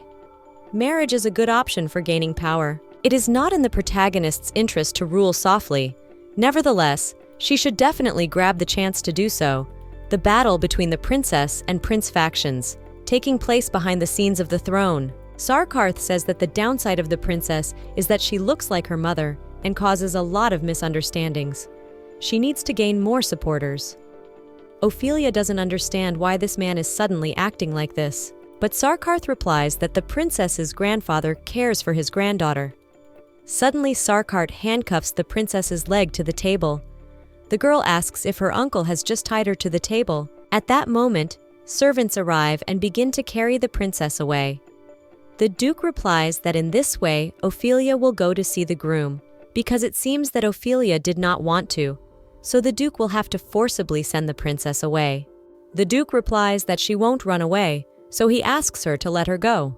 And the Duke replies that the princess should not worry. She has been prepared a healthy enough partner to produce an heir. The protagonist thinks that this old man doesn't know what shame is.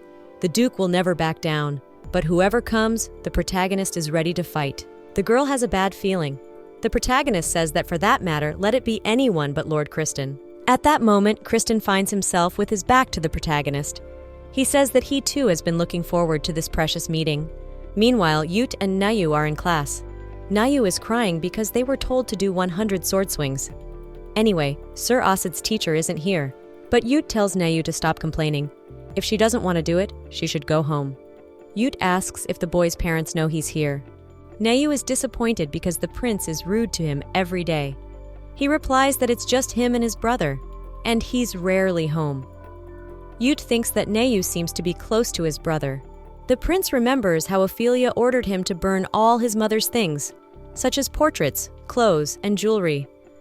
After all, there's no reason to keep a dead man's things. Nayu says that the prince is lucky.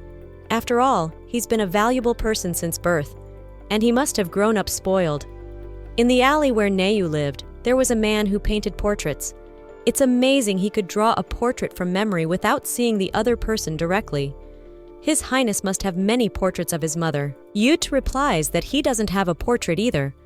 Nayu asks if they are not in his tower, but Yut replies that he really doesn't have those portraits. Nayu asks if the tower is an extension of the palace.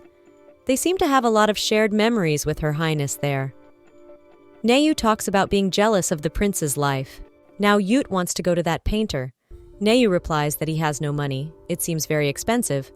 Yut asks if it is so impossible, but Nayu doesn't know.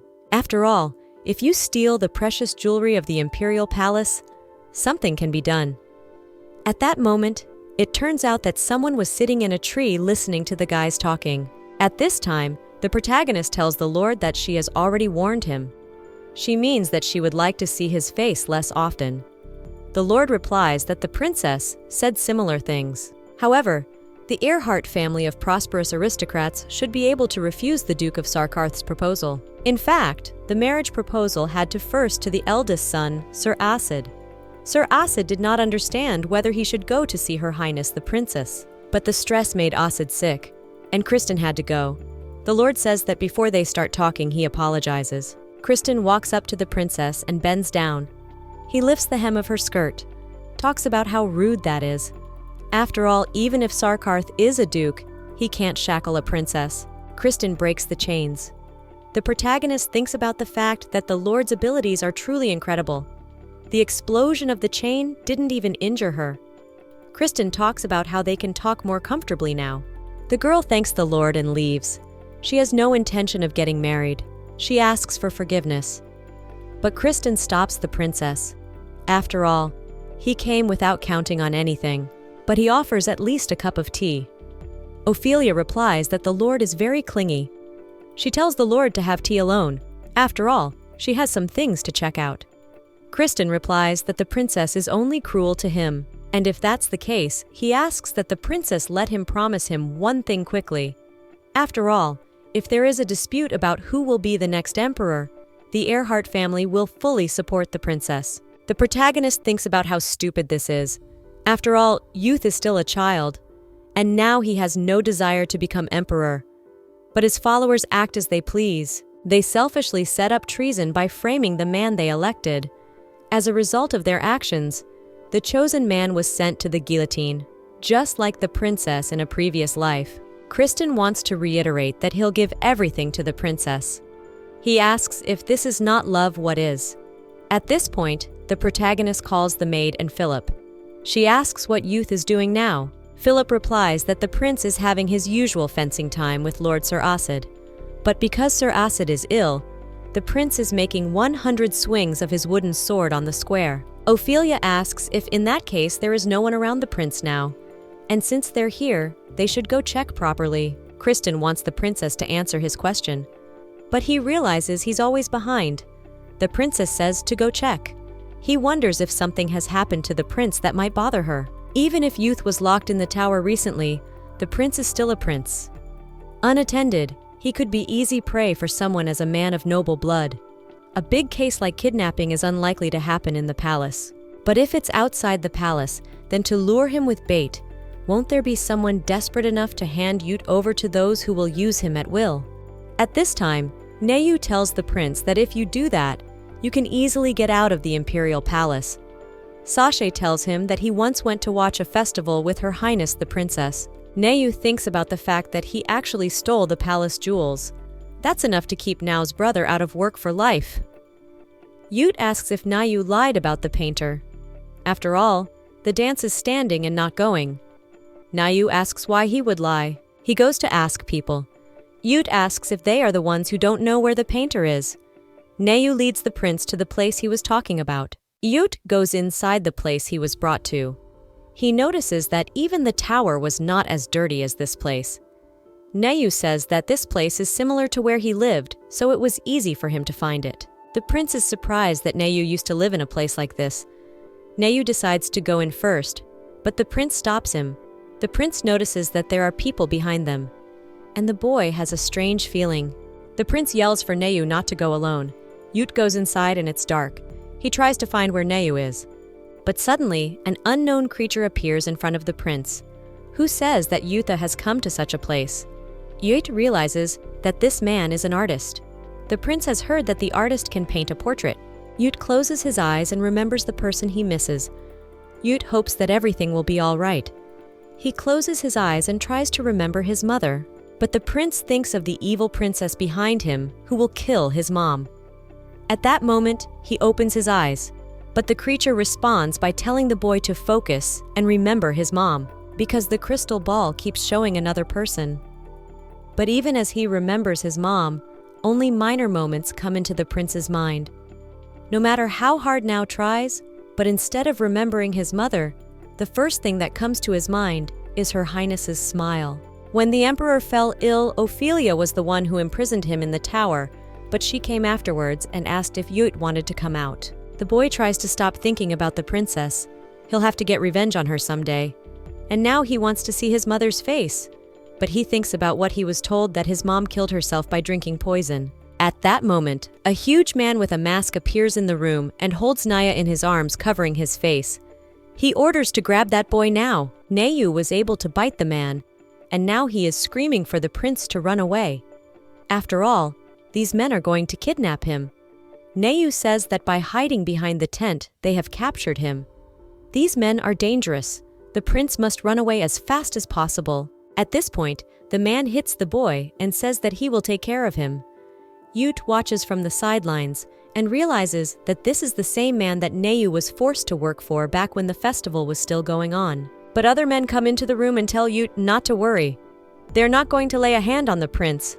They tell Yut to just follow them obediently. The prince notices 4 enemies near him.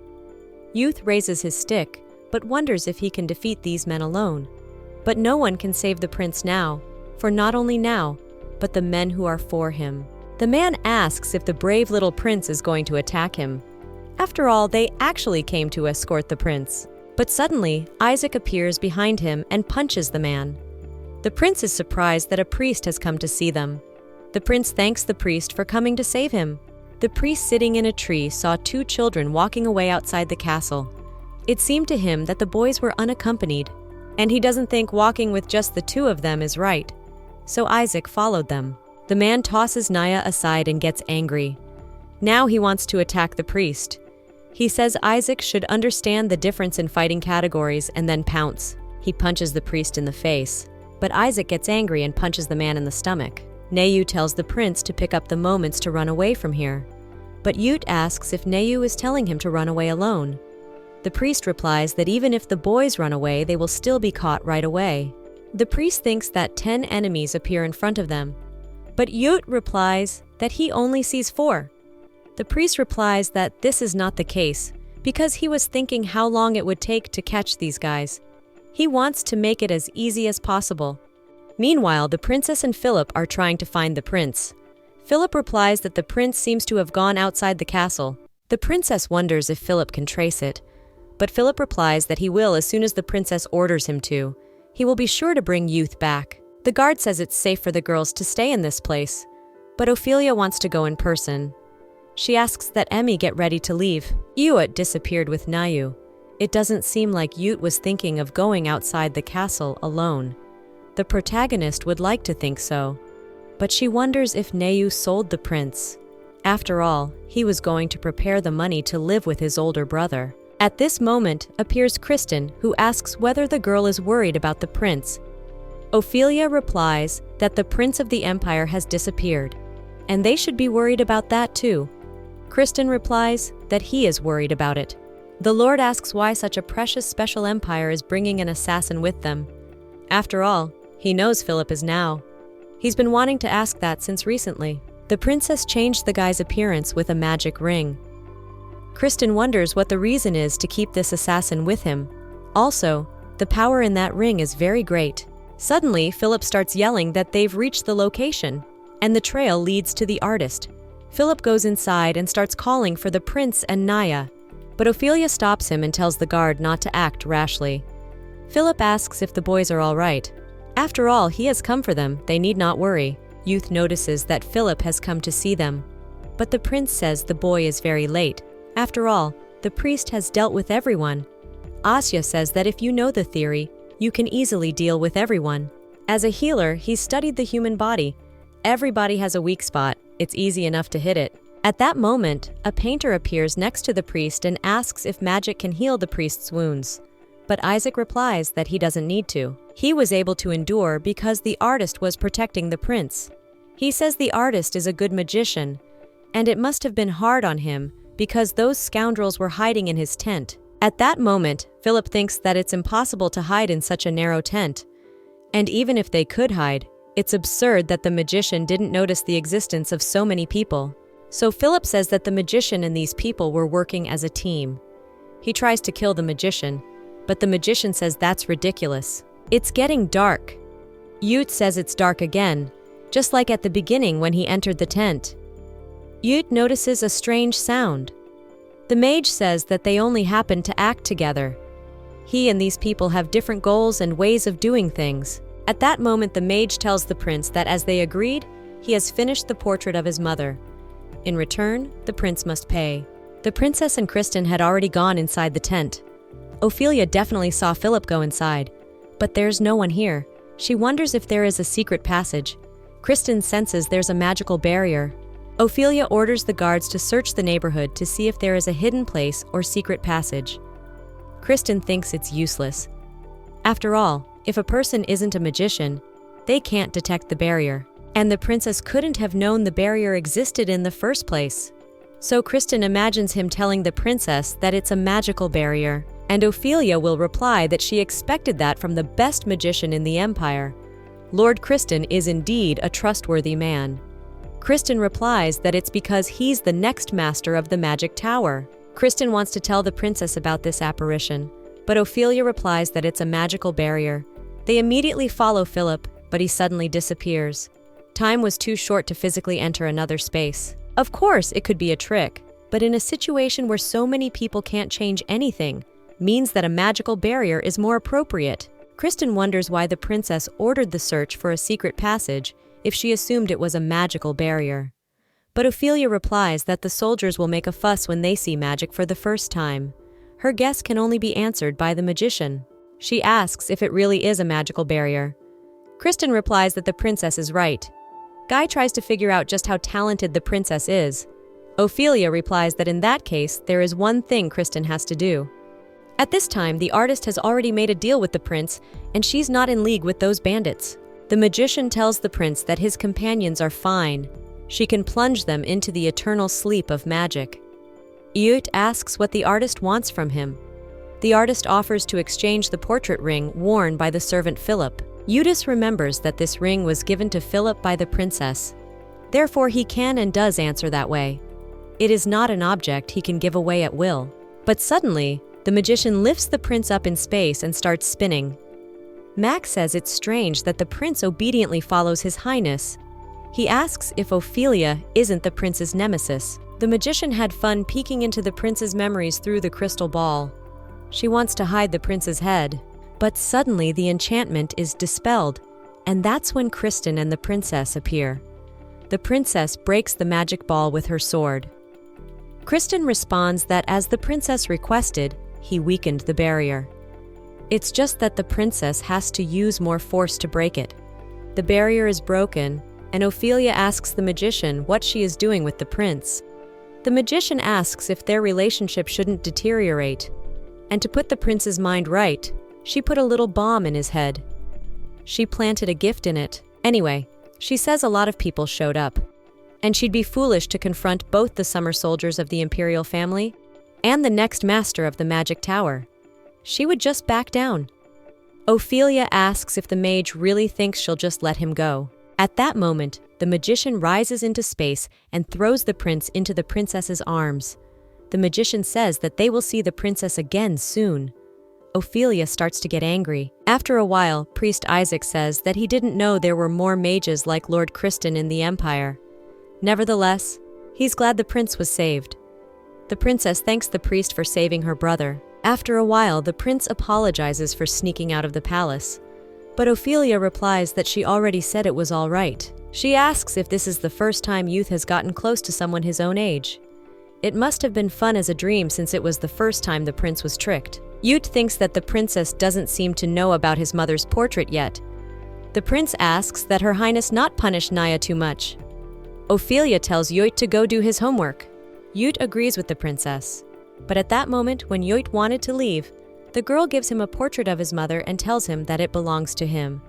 She found it in the painter's tent. It is precious to her brother, so he must have it. Yut says that the princess did not throw the object away and took it with her.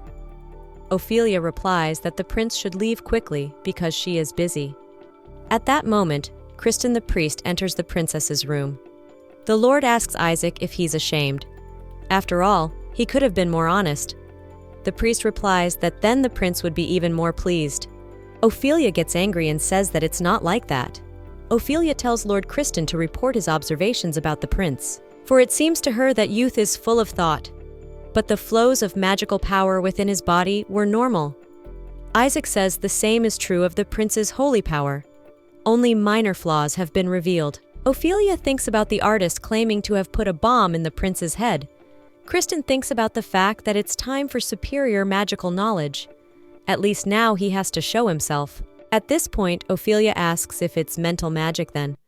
After all, it's not like brainwashing, so it could just be hallucinations or leading. Fortunately, this is only temporary. Mental-type magic is pretty weak. Kristin's screaming about the magician being here. He doesn't understand why the princess is unraveling everything alone. He asks when the girl had time to do her research. Ophelia replies that if she's already a princess of the empire, she should at least know that. She wants to do the research, so give her more magic books. But the priest replies that he doesn't want to do that. After all, he thinks Her Highness needs to rest. Isaac puts his hands on the princess's head, saying that she has a slight fever. To relieve her fatigue, she needs to drink some tea prepared by the priest. Ophelia asks if this is the part they sang in the temple. She doesn't need it. At this point, Kristin tells the princess that symptoms such as fatigue can be easily relieved by his magic. For some reason, the princess thinks it's dangerous. Kristin says it's a form of his passion for the princess. But it turns out that magic doesn't work on the princess. Kristin and the priest are incredibly surprised. Meanwhile, the prince is sitting under a tree, and Neyu comes to him. He thanks the prince for saving him in front of the princess. Yut replies that he was the one who wanted to leave the palace. Much was reflected in the crystal ball that day. Neyu begins to apologize for bringing up the prince's past, but suddenly the prince's head starts to hurt. He says that after returning from the painter, sometimes he has a voice in his head. Yut doesn't realize if it's his mother's voice. He tries to understand why he hears such voices. Even without these voices, he is sufficiently alert. Neyu asks if he is all right, or the prince. He decides to call someone right now. At that moment, the priest Isaac appears next to them. That's not to say the priest is right on time. After all, it sounds like the prince is hurt somewhere. He says he hears voices. Isaac thinks that so maybe it's a hallucination or an induction. He says that everything will be fine according to the princess. The priest has brought a special tea prepared by the temple. It relieves fatigue. For His Highness the Prince. But Youth refuses. The priest insists. He says the princess herself will refuse to drink the tea if he doesn't take care of the prince first. Yut hears voices of his mother asking the princess to at least spare her son. Without those voices in his head, Yut already hates the princess enough. Hates her very, very much. Yut starts to cry, but Neyu doesn't understand what's going on. The prince doesn't understand why Ophelia always makes him stop hating her. In the end, he can't hate Her Highness. As expected, the prince's follower was responsible for kidnapping the prince himself. Even if it was Neyu, it looked like he wanted to sell the prince. But it was Neyu, and even if he accidentally put the prince in danger. Philip relies on the magnanimity of the princess and asks for an easy punishment for his brother. Ophelia is angry that Philip has come to see her again. At this point, the maid attacks the guy and asks how dare he enter this place when Her Highness is changing her outfit. Well, Philip replies that it would be better if he had been killed already. The main character decides to play a prank on the guy. She asks if Philip is trying to spare his brother from punishment after he committed such a heinous sin. Philip replies that Neyu is still a child. He agrees to take the punishment instead of his brother. He will give anything to the princess, just asking for his brother's mercy. At this point, the protagonist pulls out her hairbrush from her jewelry box and throws it in front of the boy. She orders Philip to clean it. Philippe asks if it is enough for him to clean the comb. He is ready to clean it to a shine. But the protagonist replies that she doesn't need it. Philip says that then he can just sweep everything and clean the dressing room with the comb. But the protagonist refuses. Philip asks if he really needs to clean the prince, but the princess is against it. Philip asks if he really needs to clean this whole castle. Ophelia replies that he does. And so the business with the painter was completed. As the spell was cast on the prince, all sorts of disturbing things happened. It all resolved itself. One day Youth said that now he didn't feel headaches or hear voices. It was strange that the painter was aiming for the ring that the princess gave Philip. Ophelia does not understand why the painter needed the ring. Meanwhile, Philip is brushing the entire castle with a comb. Nayu is worried that his brother might fall. Youth of course doesn't know what Philip has done, but he asks the princess to forgive him. Ophelia thought she would take pity on Philip if he pretended to clean up normally, but the girl doesn't realize what a crazy thing the guy is doing. At this point, Youth talks about Philippe being his precious friend. He's worried that Philip might get hurt, but of course there was some good in it. Youth opened up more of his soul to the princess. The girl assumes it was because she gave him her mother's portrait. The princess suggests that the boys go together and ask Philip to come down. The girl is glad that everything has been resolved well. If it goes on like this, she can die peacefully. But suddenly the princess is called by a priest who hopes that Ophelia will drop by his laboratory for a while. He'll check on the princess's special condition, but the princess replies that she'll be busy all the time. And now she has business with Philip. The girl is surprised. She says no without realizing it.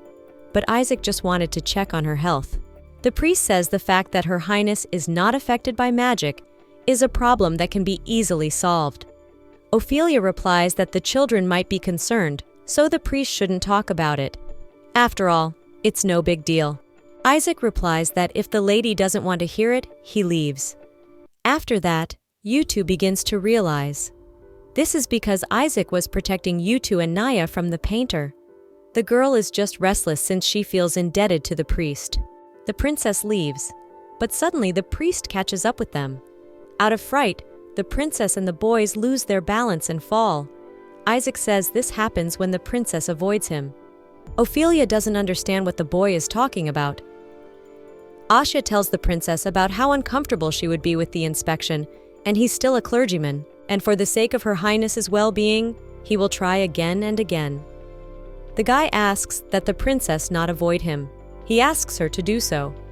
But Ophelia replies that she wasn't trying to avoid him, it just happened. Youth is surprised that there are people who can speak so directly to the princess, and he didn't lose his head for it. Youth must also become a man like the priest. Youth notices that Her Highness has caught a cold. She's got a hot hand holding his hand. In the meantime, Kristen is interrogating him, and the man promises to tell him everything he knows about the artist. He just asks for mercy. Kristen asks if the ring is the artist's target. The high priest's first apprentice, Isaac Belhaven. Ophelia wonders if the boy's eyelashes have always been so soft. Blushing cheeks, soft skin that gives off a pleasant scent. The priest asks what the princess is looking at. The protagonist can't take her eyes off the guy. She says she's here because the anesthetic research report is late. The protagonist should stay away from the priest for a while. She says if she's not ready yet, she's leaving. Isaac yells in surprise and asks if the princess is leaving already. After all, if she wants a report, he can provide one. When the guy wanted to give the reports to the princess, he dropped the potion. Smoke came out. The princess asks if Isaac is okay. Suddenly, a priest appears out of the smoke and throws himself at the princess, and they fall together. Isaac says it's a noxious gas circulating in the mixture of medicines, so he briefly covers the princess's mouth and nose. A firm hand emits the pungent odor of the gas. The protagonist smells Isaac's scent. She needs to calm down. The girl decides to go somewhere else, so she won't feel weird and her heart won't pound. Someplace where Isaac won't be. The protagonist says she's fine. She needs to leave as soon as possible. The priest doesn't understand why he's been in such a state lately. He can't even sleep, and he makes mistakes in the middle of nowhere. He takes away that he needs to go to the temple. The guy tries to concentrate on not mixing the drugs anymore. After a while, two people who are hard to see come to the priest at the same time. It's Isaac the priest and the princess. Isaac wanted to leave, but the high priest stops him. He says that Her Highness has come, and Isaac Belhaven must not leave. He asks if the priest has completely forgotten the rules of etiquette, but the princess replies that the high priest should let the fellow go, for she has come to this place for a cup of tea. She'd appreciate it if Isaac would leave. After a while, they make tea, and Ophelia says that there is no one to make the temple's specialty since the high priest. She says it's a secret, but to be honest, Isaac's kachai gets too hot. The high priest talks about how Ophelia seems calmer, and he's very happy about that. He asks how their fearless bastard is behaving, if he's not adding to their troubles. Ophelia laughs and asks if the high priest is talking about Isaac the priest. The girl says that the priest helps them a lot. If it weren't for Isaac, youth would be going through a lot of trouble. He seems to be working steadily to advance research on anesthetic. It's good to have Isaac by the princess's side. Although she would be fine if her heart didn't beat so much at the sight of Isaac, Ophelia doesn't understand why she even feels such a strange feeling inside. The priest says that he was actually worried about who the palace is because of. After all, he is quite an immature child. He doesn't realize that if Isaac put weed in his food or set something on fire, it made an old man like the high priest think twice. Ophelia replies that the high priest is exaggerating, but the high priest himself would be glad to know that it's at magnification. He says that in the past, Isaac has been very excessively morose, but lately, thanks to the princess, the priest has become calmer. He used to have an explosive temper, but the high priest thinks Her Highness should know about Isaac's past. In her past lives, the protagonist never even asked, and Isaac never told her anything. It was a secret unknown to him. Suddenly, the protagonist hears a strange noise. When the high priest was about to tell about Isaac's past, someone dared to interrupt it. The high priest is angry about this as well. At that moment, Count Ruel appears. He says that the high priest couldn't get out. The count asks how much he's donated to the temple, and he's being treated rudely. The high priest suggests that the princess go to a quieter place and the priest will take care of the count. At that moment, the protagonist hears the count shouting that if there is no high priest, then let him call Isaac's apprentice. After all, he did the investigation. And there Isaac comes from the commoners. And they're worse than Isaac. The count asks how they're not ashamed. The princess says it's very provocative, for the priest and Isaac with the high priest hopes Isaac doesn't end up in this place. A breath warmer than a spring wind, a priest who is more polite than anyone, Isaac Belhaven has received the high priest's favor and God's love. Ophelia doesn't understand if he always made such an aggressive facial expression. Isaac appears next to the count. Count Ruel asks if this is the same priest, low-grade Isaac. Isaac starts to walk away. The count asks if the guy can't handle it. The protagonist exhales because she thought there would be big trouble. But everything went without incident. At this time, the priest came to the high priest and asked to somehow calm down Count Ruel. After all, they can't take it anymore. The protagonist hides her identity when the priests come in. The priests talk about the mountain coming in every day and turning the temple upside down. They also have business to attend to and can't keep an eye on the count all the time. And they can't kick the great nobleman out of the palace either. Ophelia thinks that it's impossible to even have a conversation here. She wonders if the count has a problem. The Ruel family is in trouble because of the change of seasons. Any priest can go there and pour holy power on that place. But the count is stubborn and says he must be treated by the high priest. But the laws of the temple don't work that way. The protagonist realizes that the high priest only treats members of the royal family. It's just custom, so that's not a good enough reason to refuse. Depending on their status, the priests who can heal are different. If the high priest personally comes for treatment, it will be recorded in the Book of Conspirators, so it is better to refrain from it. The priests say that the count has yielded 100 times and is now satisfied even with Isaac. He asks the high priest to do something. The high priest talks about how it's because Isaac has a very dark past. The protagonist talks about how they have the same turmoil as the palace. Then she decides to leave. The priest asks if the princess is leaving already. After all, she hasn't heard about Isaac's very dark past. Ophelia replies that a high priest should not talk about others behind their backs. The priests are angry because of this attitude towards the high priest. However, the girl was a beautiful lady. Her fine, beautiful hair and delicate fragrance, a nobility acquired from birth. They realized that this was the princess of the empire. The protagonist went outside to her carriage. Count Ruel opened the door for the princess. The count says he is honored to meet the girl in such a place. After all, nothing can hide the fact that Ophelia is a princess. Ophelia is angry because the great nobles are all hypocrites. That makes it disgusting. The Ruel games are no better than Count Sarkarth. Together, where they happened to meet, he gathered all the priests to say goodbye. This is the pressure to get permission for treatment from the high priest. At that moment, Isaac is next to the princess and tells her that it is not enough. The girl must take care of her health and eat according to the recommendations of the daily allowance. The guy asks the princess to back off a bit, and now he wants to jump to her side. The princess asks if Isaac has lost his mind. She's mad at the guy, but Isaac was able to jump over and now he's facing the princess. Ophelia says this is more dangerous than she thought. She tells Isaac not to do it again. Isaac replies that his jump was cool nonetheless, to the point that Her Highness forgot all her worries for a moment. Ophelia thinks about Isaac not doing it for her, at a time when he's in a bad mood himself. At that moment, the girl realized that she actually vaguely can somewhere in her soul. When she sees Isaac, her heart races, and she is gripped by excitement. That's because she respects Isaac's desire to help others, the kindness that the protagonist had to lose. Isaac talks about his father being a healer. He treated nobles just like Count Ruel. Instead, he was reported to the temples and executed. And that was it. The princess seemed to be bothered by it after visiting the temple. He feels better after pouring out his soul. For some reason, he wants to tell Her Highness everything. A kindness that only Isaac has. He loves this world, so it shouldn't belong to the palace.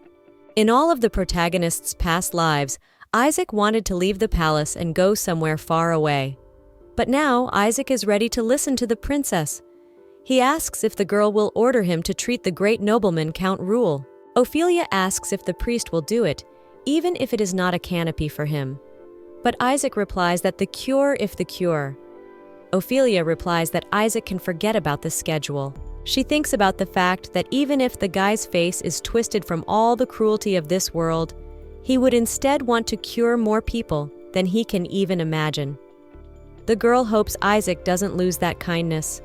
Sincerely, she wishes he would. Isaac asks what the princess means by that. Ophelia shows the princess an old city neighborhood. Fires in the past have created a wasteland there. She will build huge buildings there to treat the sick, and Isaac will lay the foundations. The protagonist wants to make the healers legalized. And then they'll have to set up the system, train competent healers, and increase access for commoners. The protagonist will try to make sure that curing disease doesn't become solely the property of the nobility. First, they need to research the area, allocate a budget, and choose a reliable person. Isaac asks when Ophelia started thinking about it. The princess replies that she's been thinking about it from the beginning. Naturally, it would be absurd to act on a large scale at once. She wants a small experimental clinic to be opened near the old neighborhood. Isaac asks if he would have to leave the imperial palace in that case. But the protagonist replies that it's for the best. After all, where Isaac will often see patients will accelerate the process of creating anesthesia. Isaac asks if the princess really doesn't mind. He will leave the palace if everything goes as the princess intended. Everything will be fine. The protagonist replies that there's nothing to be done about it. And that's what she's been hoping for all along, as a person who became a princess. The girl survived the fifth rebirth of the noblemen's alliance created to oppose the imperial dynasty, a bunch of noblemen giving her hope. In the end, Ophelia must accept and do what is required of her. She needs to cooperate. After a while, the protagonist holds a council. She gets yelled at. After all, the old city wasteland was planned to calculate the area and build a banquet hall for the nobles. Even if the protagonist makes the Koreans legal, everything will not go the way the girl planned. The princess becomes angry and asks how dare they raise their voices. But the count replies to Her Highness that she's a dignitary. But there's no law about conducting the palace's business in this way. And if the girl forbids the nobles to speak out, there will be trouble. The protagonist asks, why does she forbid it? She asks that the nobles speak differently. She'll try to change their minds. She presses her logic on the nobles. After a while, the protagonist speaks her mind. She says that if there's no one else to say it, she can finish it. At that moment, one of the counts starts clapping his hands.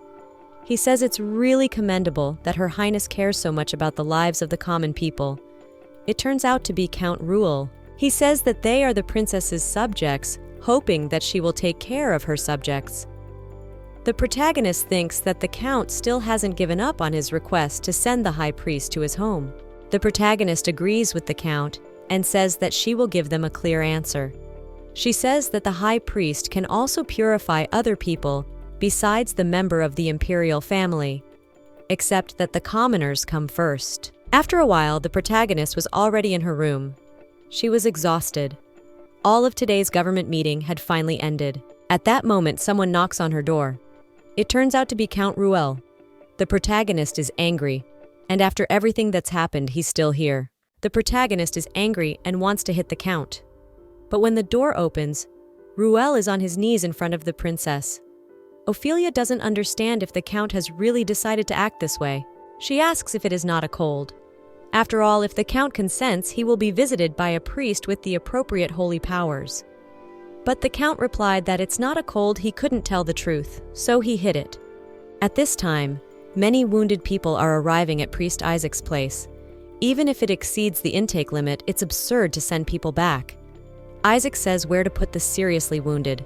Patient distribution is the most important thing. He asks if the boiling water is ready. People don't understand if Isaac isn't a priest. I mean, why is he dressed as a healer? But it turns out the princess has legalized healers. People don't understand what happened to the wicked girl of this century. They speculate that maybe it's time for her to die. That's when Isaac comes up to them and tells them to shut their mouths, because they have patients waiting for them, and they have to move their hands faster. And Isaac is angry, because these people dare to joke while they are busy with an incredibly large number of people. At that moment, someone comes in and yells that there's a disaster. Isaac asks how urgent the patient is, but he's told that's not the case. The priests are here. They talk about Isaac working as a healer for the poor, and he's a great man. They're asking if they can learn from Isaac. People don't understand what's going on. The priests are cruel. They came here to kill the healer. They thought the legalization of healing by such healers was a lie. There's a guy in need of treatment right now. If it's left like this, the body will rot. The priests ask if the man didn't know that the temple is responsible for healing. Even the high priest, who's merciful to him, can't help him this time. They tell Isaac to get rid of all these people. If the sick gather in such a filthy place, they will get even sicker. Isaac gets angry. So he takes a bucket of water and wants to throw it on the priests. But the priests laugh and say that Isaac's got it all wrong. They say Isaac can just tell. But they don't understand why they have to hit them. But the priest once again wants to apologize to the guy now. He asks if Isaac wanted to dump this water on them. Isaac's story about setting up an infirmary in this slum has reached the temple. If Isaac's okay with it, they'll help those people with him. Isaac is surprised to ask if the boys are going to help in the infirmary. They say it's the priest's job to heal, and that Isaac is helping them. But the other priest says that at first they were surprised, but then they thought Isaac's actions were right.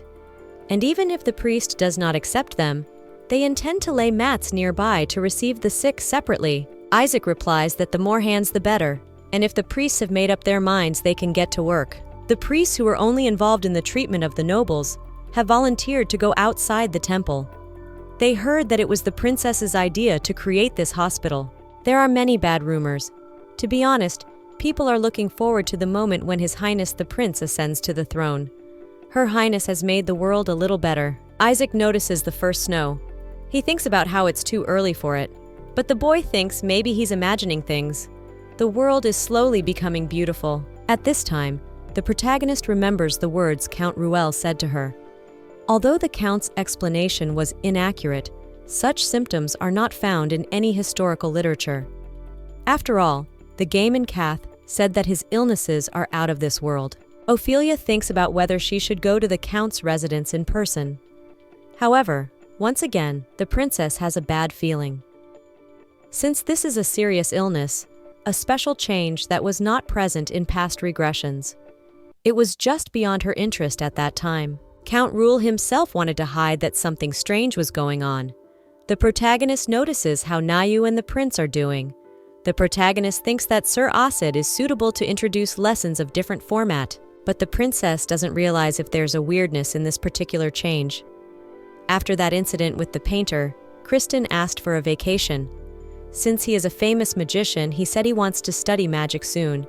Even if it's so, he can't see it at all. He said he was going to do some research on the magic tower. He's a capable man and must be doing well.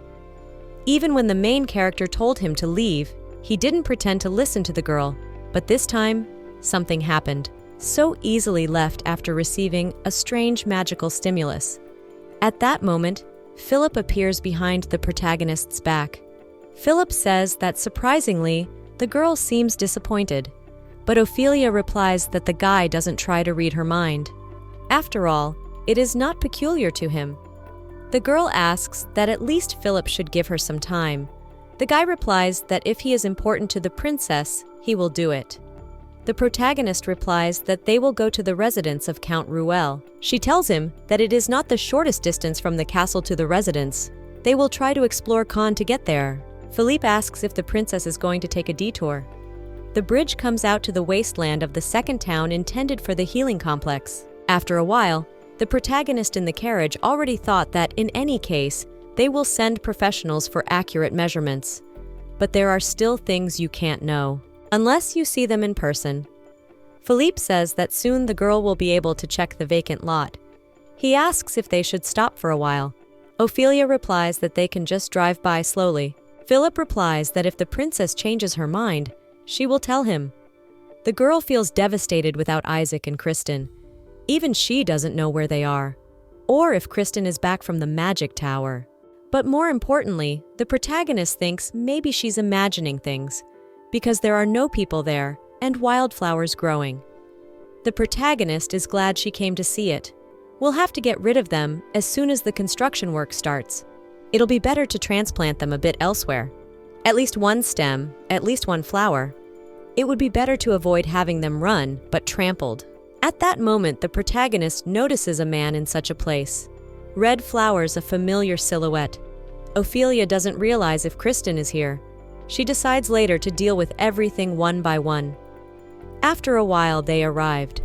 This is Count Ruel's residence. Philip wants to ask Her Highness something. He wants to know why the princess has come to this place in person. Rumors are spreading fast, and everyone knows that there are seriously ill people in Ruel. Ophelia thinks that Now doesn't know that she is immune to magic. She wonders what the connection is between her immunity to magic and the sickness of the county, and whether she should tell the guard about it. The girl replies that it's because a superior being like her doesn't get sick. Philip asks if the girl is serious or joking. Suddenly, Count Ruel appears in front of them and rejoices that the princess has actually come. Count Ruel looks darker than usual, as if he were a different person. The princess says that she heard that the symptoms manifested after sunset, so she came to check on his condition. The count asks if Her Highness is alone. It seems to him that without the high priest, the girl can do nothing. The count turns around and says that if the princess is so stubborn, he asks if he has the power to contradict her, and yet he should give the princess some advice. It would be better if she left her servant here. Philip replies that the count is a strange man. The boy asks why he should suddenly leave Her Highness alone, but Ophelia replies that they will do as the count says. Either doesn't understand why they have to do that. Ophelia realizes that eventually she will have to explain everything. Briefly, she will tell so the guy doesn't have to interrupt her. The girl has reread all the books, but has not found a single case like the county's disease. But what if it's not a disease, but magic? Then this incident is explainable. Given the fact that high-level magicians have been appearing in the capital, what the county calls a disease may have the symptoms of a disease. But if magic is involved, so the protagonist, immune to magic, must enter the county alone. And if you say it all in one phrase about the guy is Nija, and if Philip doesn't want to leave his little brother alone, he should take care of his health. Philip is angry. After all, even though he has turned into such a pathetic, frail appearance, he is still a man who has been carrying out the affairs of the Assassin's Guild. Her Highness's safety is his duty. Suddenly, a strange black substance emerges from the Count's body, which tells Philip to listen to what Her Highness tells him. it's a sickness not to be approached. The protagonist smells a strange odor. The substance says that if people get close, they will be infected. The princess tells Philip to think of his little brother. She goes after the count. At that moment, the creature appears to be on Philip's back. It orders Philip to come into the mansion and join them. Philip throws it off his body. When the protagonist entered the mansion, she saw the family members of Count Ruel floating in the air. The count tells the girl not to look up. The count says that when the sun rises, then people become normal. Memories of the previous night begin to be hazy. The protagonist doesn't understand if such a phenomenon has become an everyday occurrence. The creature says that even if the princess becomes like them, she will not realize it. Suddenly, a strange creature appears in front of them again. The game tells the princess that they need to go a little further. Ophelia asks the count if the man suspects that it might be magic or a curse. The man replies that he had trouble calling a magician to find out, but that he too was helpless. The magician left, saying that it could be the domain of a priest, and if such a large number of people are experiencing such a phenomenon, it means the conclusion could be that it was a terrible disease. After a while, the count brought the protagonist into the room, but suddenly, the high priest does not appear behind the protagonist's back. He heard the news, immediately came running here. He offers to go together. Count Ruel was surprised that the high priest came. He thanks the princesses for calling the high priest. Now he feels everything will be all right. The priest replies that they will not jump to conclusions because the situation is grave. The princess says that only he and the high priest will enter this room. It will be problematic if the count's illness worsens. The count agrees to wait for them downstairs. He asks that the princess and the priest take care of themselves. The protagonist turns to the priest and becomes angry. She calls him by name Philip. She asks him if she didn't tell him to wait outside, but the priest pretends he doesn't understand. The princess hits him and asks what's going on. After all, the priest has changed his appearance to that of a high priest thanks to the ring she gave him, and says that if Neu loses her brother, there will be trouble. Suddenly, the protagonist notices that there is no ring on the priest's hand. She realizes that the man is actually the high priest. She replies that it can't be. Now she wonders what method Neu used, but the priest asks that Her Highness not turn around. Ophelia doesn't understand what the priest is saying, but he answers that the princess must not move in any way, and not to let go of his hand. Ophelia doesn't understand what's going on. There's something behind her back. The high priest tells the princess to look into his eyes, and not to let go of his hand. Suddenly, the priest picks up the protagonist in his arms, and they start to run away. And after only a moment in his arms is already carrying the protagonist now. The girl opens her eyes and realizes that she knew it was Neu. The protagonist and Neu escape, and the guy hopes the creature doesn't follow them. Neu asks what happened. After all, even in the guild, there's never been a situation like this before. Ophelia pounces on the guy and asks if she told him to wait outside. After all, his brother needs him. The boy says he kept the ring in his teeth. He was afraid if he put the ring on his finger, he'd get kicked out of there. It seems to work either way if it's near the wearer. Neu tested it, and even he could change his clothes. He asks if it is possible to have an artifact of that level.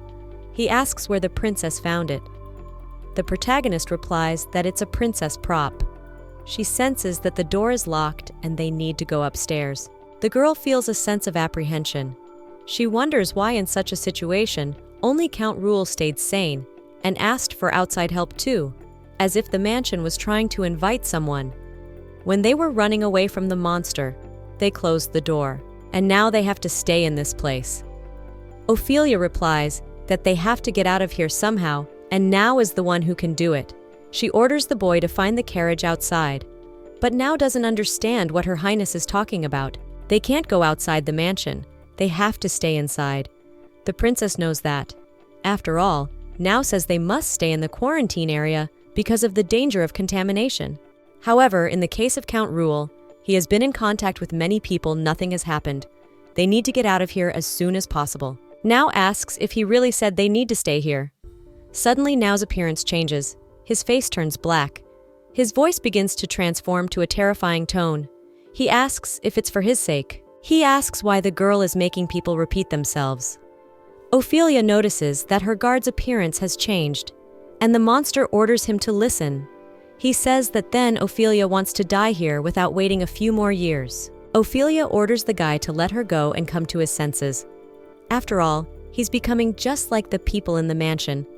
He offers to go right back to the mansion now, because the princess is called inside the mansion. The protagonist gets scared. She asks now to come to her senses and speak to her, but suddenly the princess begins to feel a warm light. Somewhere she has already felt it when Lord Kristen used magic to save the flower that the princess was given by her younger brother. Now the protagonist guesses that Kristen has come, the man she saw in the old town vacant lot. Suddenly, the protagonist begins to lose consciousness. Kristen picks her up. He lifts the girl up and begins to carry her out. He also takes Philip with him. After a while, Ophelia wakes up and sees that her room is here. At that moment, she hears a voice asking if Her Highness is awake. It is the voice of the maid, Emmy. Ophelia doesn't understand if she has regressed again and died in that place. At this point, the maid asks if the princess is okay. Ophelia also sees Philip's face. Ophelia realizes that if Philippe is here, then she has not regressed. The girl didn't think she would be happy about the guy's cocky voice. The protagonist asks Philippe how he remembers yesterday's incident. The guy answers that he remembers what happened yesterday up to the moment when he ran down the hall with her. He vaguely remembers talking to her about the ring. Everything since then has been a blur. The boy woke up near the gate. Now the girl realizes what those strange appearances mean that now wasn't there. The guy talks about how he might be rude, but the girl replies that she won't blame him, so it's okay. Philip says that they need to summon the high priest at the request of Count Ruel. He asks if the princess will honor the request. The count has shown much respect for Her Highness. The girl replies that the manager should be especially careful in dealing emotionally with the enemy. The subject of the more dangerous situation in the mansion she has seen with her own eyes, so it is a matter for reflection. If possible, she thinks it would be a good idea to call the current master of the magic tower. She asks where the master has disappeared to. She asks if then the next master of the magic tower is Kristen. Suddenly, Nayu runs up to the protagonist and hugs her. He says that Her Highness must be well. Ute sees this and gets angry. He says that Her Highness is still tired. Ophelia asks what's going on with the children. Did they hear something?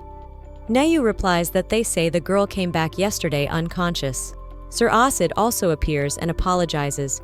And we trusted him to teach the class in Kristen's place today. He was just telling us about Her Highness. Youth heard that Ophelia took only Philip with her to do the dangerous place. And now the prince asks that the girl promises to take more care of herself. The girl replies that they are talking about important things now. Nayu replies that a princess should not die. Ute doesn't understand what Nayu is even talking about. After all, a princess can't just die. Ophelia hears the sincere screams ringing in her ears. But suddenly, the protagonist remembers the past and loses consciousness. After a while, a maid comes to the protagonist. Ophelia tells her that nothing special is happening to her. The maid asks if it is after 3 days that the girl has been in bed. Ophelia replies that if she had rested, it should have passed by now. The maid replies that the prince was very frightened. He spun around the princess so much that he almost created a moat. The protagonist replies that she caused everyone to worry in vain. But the maid replies that work is off limits today. After all, another day off won't make the county collapse. The girl takes all the papers and leaves. She says that in that case she must prepare hot herbal tea for the princess. Ophelia doesn't realize which one of them is the mistress of the castle. After all, until recently, Emmy had never done that. But at that moment, the protagonist realizes that there is a way to escape from this place. The princess disguises herself and decides to escape. She leaves a sheet stating that her destination is Earhart County. On the contrary, so that Emmy doesn't make a fuss. The protagonist sets off on her journey. At that moment, Sir Asid appears behind her back and says that this outfit completely disguised the princess. The girl replies that the guy is wearing a very simple outfit. Sir Asid replies that he is used to dressing like that. He is pleased to see the princess in a good mood. Before Kristen was recognized as the next master of the Magic Tower and received the title of Earl, the Earhart family was just the owner of a small land on the outskirts. Therefore, the lad was used to working with the land. although he and the eldest son in the Earhart family owe a lot to Kristen. The protagonist asks if it is true that Kristen went to the magic tower. Sir Acid is surprised. After all, his brother told him he was following Her Highness's secret orders. He asks if that's not true. Now, the boy wonders if there is a problem. Ophelia replies that the problem is that she found out about Lord Kristen's lies to her. The Count says he went to the magic tower for research. The protagonist has a strong suspicion that everything she has been through in the last few days has something to do with Lord Kristen. It's a good thing that at least now she'll find out about it. Attention decides to take the protagonist to the palace, but the girl replies that she doesn't need it. Suddenly, Kristen appears behind Sir Acid's back and asks if Her Highness has come, but Sir Acid replies that the girl has already left. Kristen did not expect Ophelia to come to this place so soon. He thanks his brother for not telling him about his presence here. Sir Acid replies that he doesn't know what his brother is doing, but he is really worried. Kristen replies that it's not necessary. It has nothing to do with the brother. Sir Acid gets angry and talks about Kristen Earhart being his brother. He knows he can't stop the guy, so he won't even try. However, he says that whatever happens, the knights with the Earhart family crest and Sir Acid will not choose him, but Her Highness, since they're knights of the Empire. Kristen says that's what he wants, but Sir Acid wants to punch the guy. Kristen tells her brother that someone's coming. At that moment, the main character appears and asks if Sir Acid can give her words to Lord Kristen. Sir Acid asks what words he should pass on. As soon as he sees his brother, he will tell him. The protagonist is sure to get what she wants. She asks Sir Acid to give it to his brother. So if he has something to hide from the princess until the end, let him try to hide it well. At this point, Kristen's ghost is near them. Sir Acid promises to tell this to his brother. After a while, the protagonist walks through the city thinking that before it gets noisy and needs to go back quickly. But as the protagonist approaches the castle, she hears screams that Her Highness is missing. If Her Highness damages even one of her many, they will all have their heads blown off. Ophelia thinks about the fact that she seems to see Emmy fussing. At this point, the protagonist stops the carriage and orders it to take her to County Ruel. The princess has finally arrived at the Ruel residence, but it is unknown whether she will be able to figure out what is going on in the Count's house. On the way, the protagonist sent a telegram so that the high priest will soon arrive. During the day, the place is peaceful. At this point, the protagonist is approached. Ophelia doesn't realize if the high priest has already arrived, but when the girl turns around, she sees Isaac standing there. She wonders if Isaac has arrived instead of the high priest. She asks what's going on with the healing center. Isaac replies that thanks to the princess, the healing center has been added to the workforce. What's more, it's an insult to tell an old man whose knees are cracked to come here. The protagonist thinks that, in her opinion, Isaac seems quite preoccupied, as if he is gnawing with guilt. At that moment, a carriage pulled by Philip pulls up, and the princes, Nayu and the maid Emmy, jump out of it. They run to Her Highness. Philip says that no matter what happens, the three wanted to follow the princess. Philip asks that the princess remember that only these three wanted it. Just as the princess wanted this area sealed off, the protagonist says Philip's doing a good job. If possible, they need to end this quickly. The girl sends word to get help from the magician. At this point, Philip feels a lot of pressure. He feels that Isaac has unleashed his holy power so huge that even he can feel it. Philip doesn't understand if Her Highness didn't notice anything. Isaac promises the princess to do his best. Ophelia asks if it's true. Now she's counting on the consecration. And Isaac seems confident. After a while, Count Ruel says that a child named Eugene has the most severe symptoms in this mansion. The girl wants to make tea for the guests. Eugenie says that Her Highness is really irresistible. I wonder if she's wearing perfume. She gives off such a delicate scent, Ophelia doesn't know what's wrong with her. There is no danger from the child. Eugenie replies that she is so happy that the princess has come to help. Meanwhile, Philip tells Her Highness not to come any closer. After all, it is the same child that was in the room that night. Ophelia asks how Philip knew that. Philip replies that he could see through the crack. Isaac approaches the girl. The princess tries to stop him, but the hernia asks that Eugene take his hand. The girl looks around. Isaac says it's okay now, she doesn't have to pretend everything was normal anymore. Eugenia starts to cry. She says not yet. Grandpa and a family member haven't gotten better, and she's not okay yet either. But Isaac replies that he'll take it under advisement then. The protagonist asks the priest if he has learned anything. Isaac replies that a cure is also possible. Eugene and Count Ruel rejoices, with Isaac putting a shield around the room using his holy power, so he asks if the princess could summon the prince and Naya. He is going to search the mansion. Ophelia asks if Isaac has decided everything so quickly. She asks if the guy will tell her what the disease is. Answering that, the answer is surprisingly about S. And a little later, he decides to tell her about it. Ophelia replies that it's curious. That's a bad sign. Ophelia replies that Isaac is the only one who knows about it. After a while, Eugenie goes to see Nai and the prince. She says she is jealous of the boys because they live with Her Highness. After all, she was told that Yut is the prince. She asks if the prince has no majesty and elegance at all, unlike Her Highness. Youth gets angry. He says the priest brought him the treatment. Besides, he's still looking for something. It's still not settled and I should relax. Eugene doesn't know what they're talking about. After all, the priest is the one the princess brought. She's crazy about Her Highness. It'll be good if everyone gets better as soon as possible. Then her white lump will be happy too. Nayu asks if Eugene still carries the toy around with her and calls him by his strange name. Ophelia replies, this toy is not a white lump. The white lump is much cuter than this toy. At this time, the protagonist asks if the priest will really not tell her what they are looking for. Eugene tells her that the white lump has very fluffy fur and a very wet nose. She has a hard time describing how cute he is. Nayu assumes that the girl is talking about a pet. At this time, the priest asks the protagonist what kind of room this is. Ophelia replies that this is where Count Ruel brought them during their last visit. The girl has heard that this is the room of that child. The priest goes inside. Ophelia yells for Isaac to be careful. Moment the boy is attacked by a white beast, but it turns out to be very small. Ophelia asks what it is. Isaac replies that it's some kind of furry ball. Ophelia notices how cute the beast is. The priest asks if Ophelia wants a friend from this cute animal. Isaac thinks the beast would love to be petted by the princess. Ophelia replies that she doesn't want to do that. After a while, the priest says that these are hallucinations and illusions. The people in the Count's mansion were under mass hypnosis.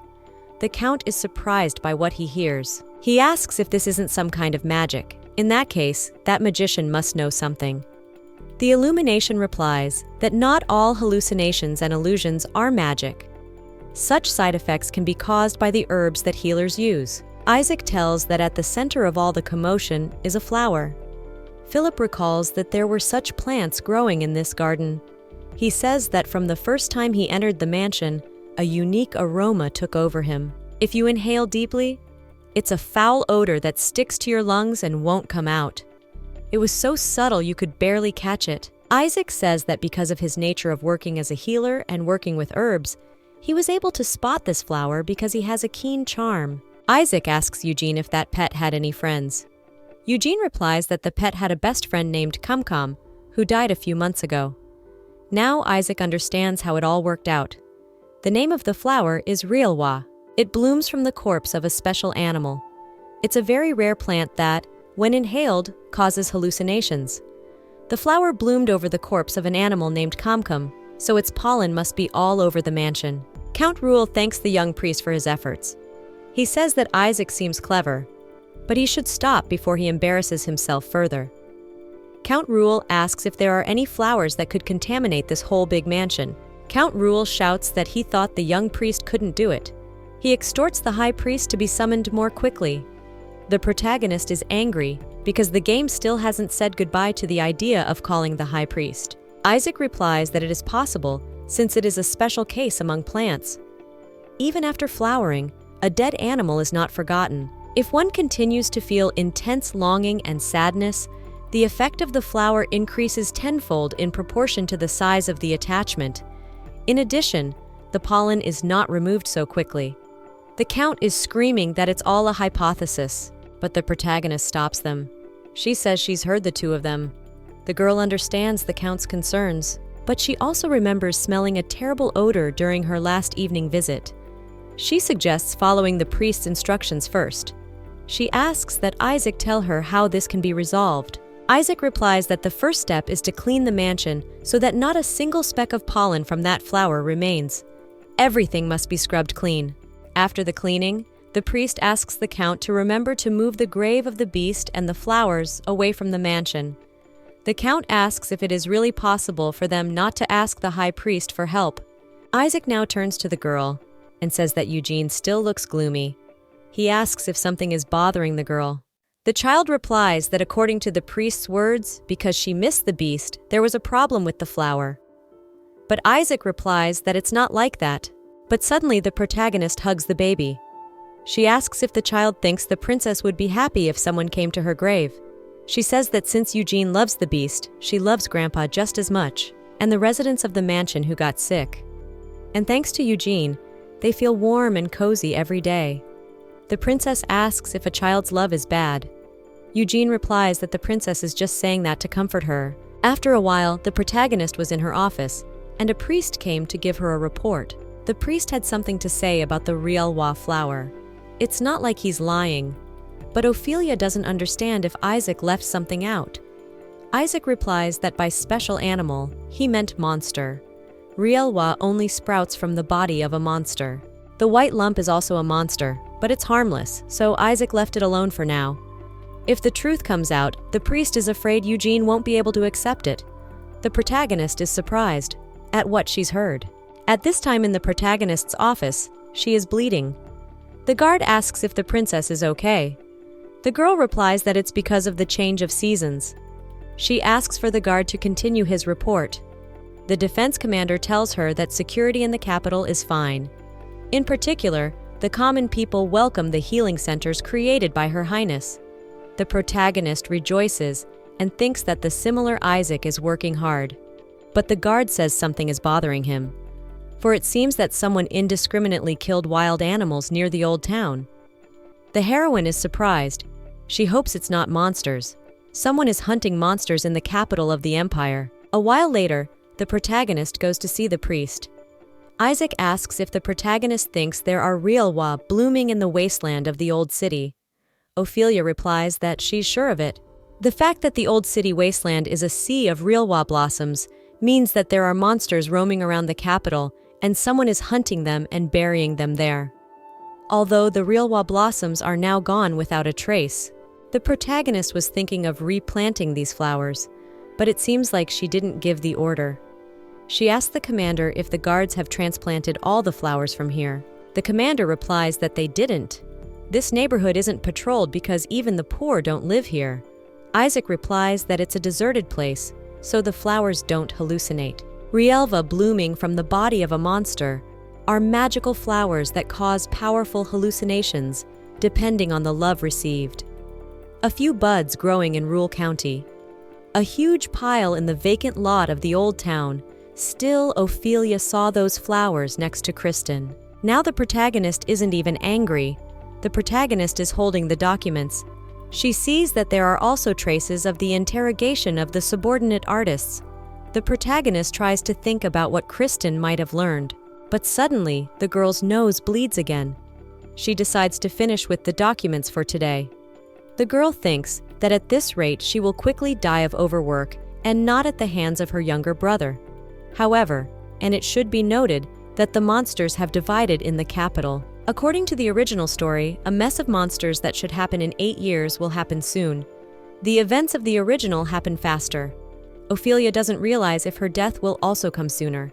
The priest goes to the princess. He thinks that if God is interested in them, they will not be blessed today. The Ruel problem that could have spread through the capital is quickly solved. They will now live happy and healthy lives. Isaac must be proud when he sees the smiles and gratitude of the cured patients. Partly his heart sinks. It's as if he is surrounded by many spirits. Even if Isaac did everything in his power, the desire to save all the patients would not be fully rewarded. The guy realizes that all his stupid wishes and all the actions that got him into the mud would lead him to the last spirit Isaac would see would be his.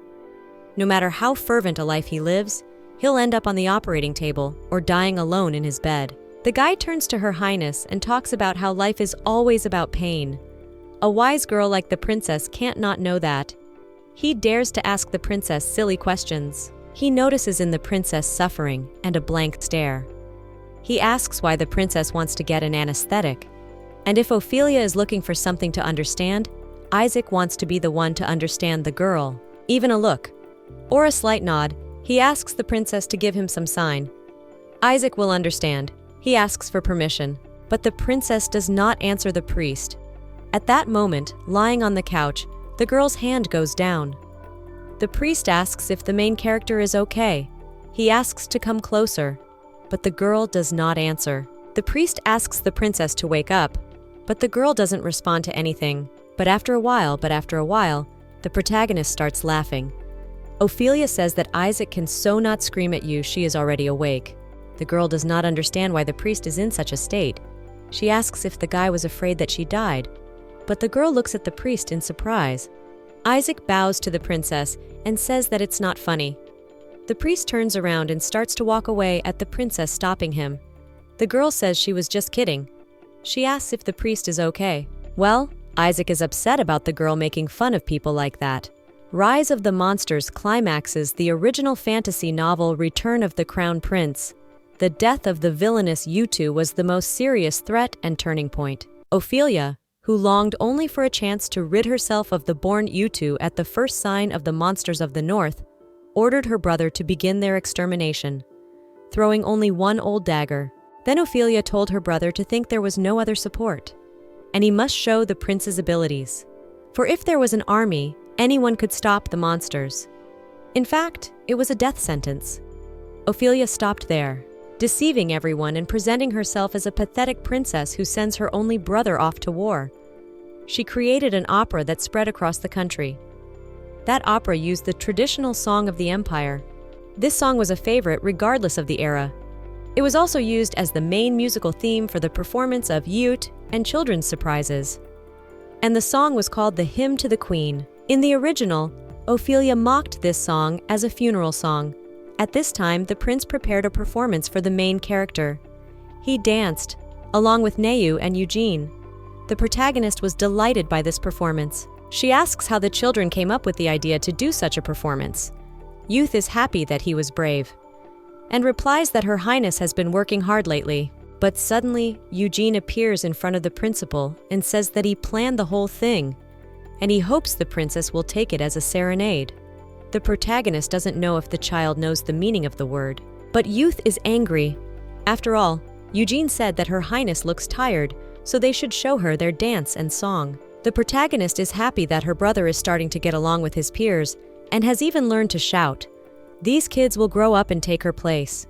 To do so, she first has to stop the threat caused by the monsters. The main character doesn't understand why she wakes up 8 years early. It must be because of Kristen. Well, when the kids stopped arguing, they noticed the princess was gone. Eugene had heard that the princess disappeared a lot, and he didn't have to take his eyes off the princess. Meanwhile, the protagonist is in her office thinking that they need to strengthen the army and need funds. It's hard for her.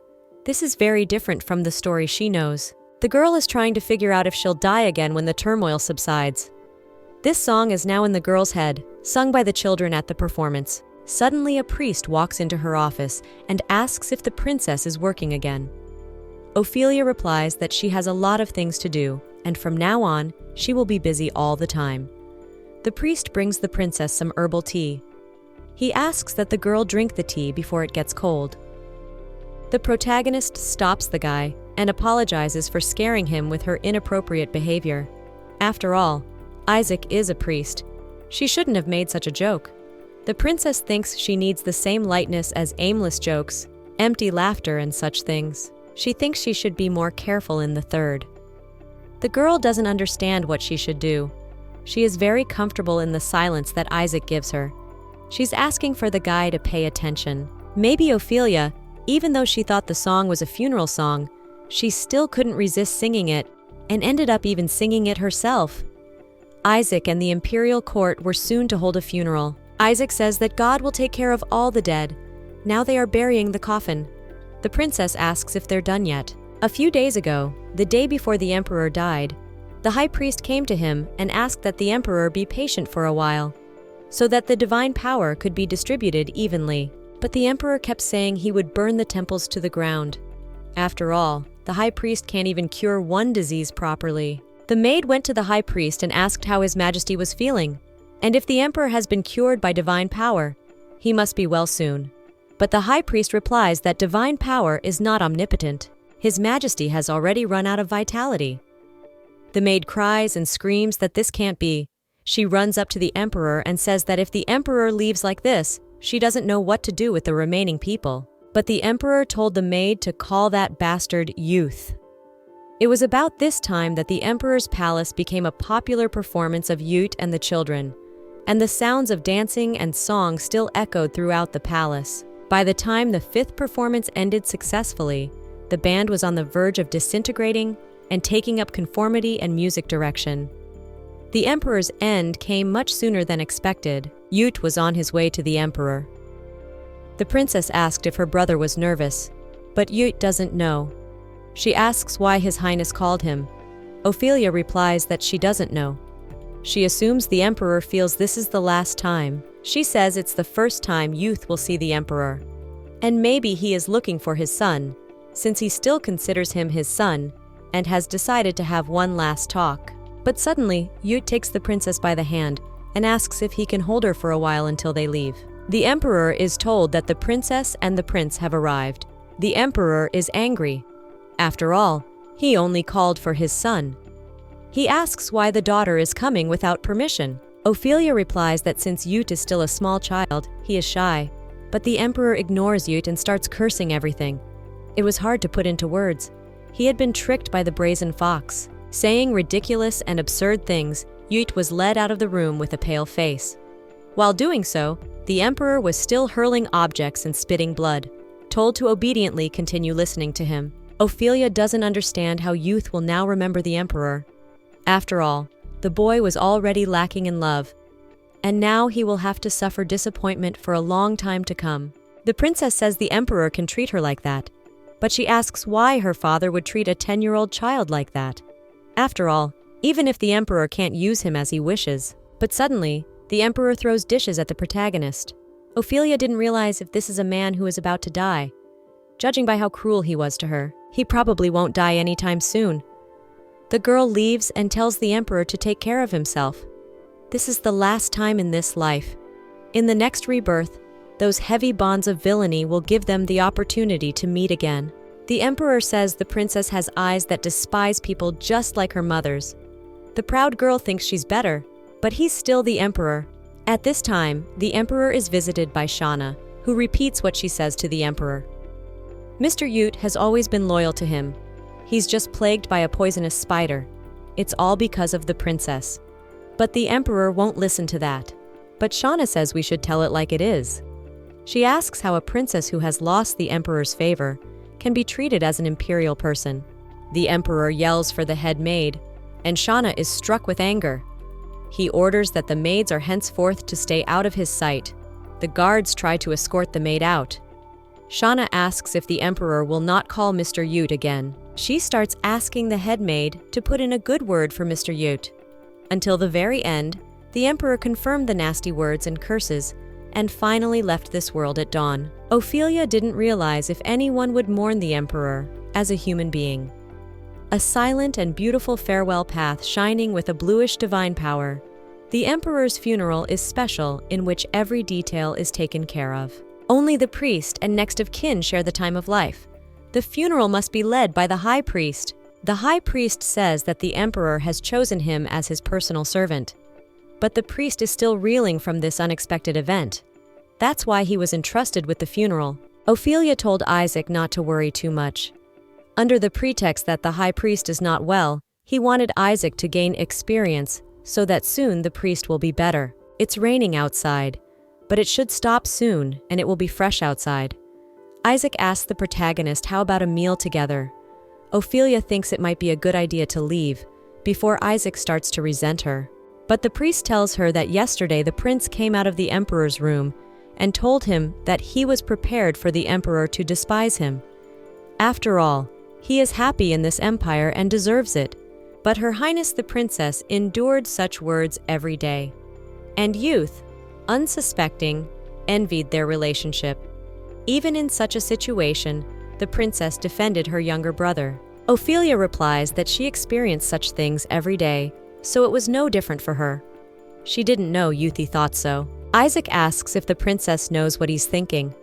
At this point, Isaac hugs the princess and suggests that she hide from the rain as the downpour intensifies. But Ophelia notices that the rain is ending outside. Ophelia says that the rain has stopped. Isaac asks if Ophelia really doesn't know his thoughts. But the princess doesn't understand what she is supposed to know. Imperial etiquette is the last ceremony. After the body is buried, an empty coffin is prepared separately and carried around the capital. It's a farewell to the subjects. All you have to do is to put on clean clothes and simply bow. A ruler is only appreciated after he has left this world. The protagonist thinks that the emperor should have lived a proper life. Doesn't even know what will happen at her funeral. After his death, of course. The princess thinks it would be nice if at least she didn't go to feed the crows. At that moment, the princess remembers what Isaac said. She turns to the guy and asks if Isaac wants to tell her something she doesn't know. But the priest replies that the princess must not have known that yesterday's rain had soaked her clothes. He says that Her Highness is so indifferent to herself. Ophelia replies that her clothes kept her from getting wet after all. But the priests help as well. Isaac replies that he is trying very hard for this. She suggests that they go back to the palace now. They have so put off their important business. Isaac decides to see the princess off. The most important thing that awaits the princess is the coronation, the basis of becoming the ruler of the empire.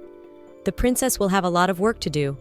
Although if she's going to be killed, she wants youth to do it now.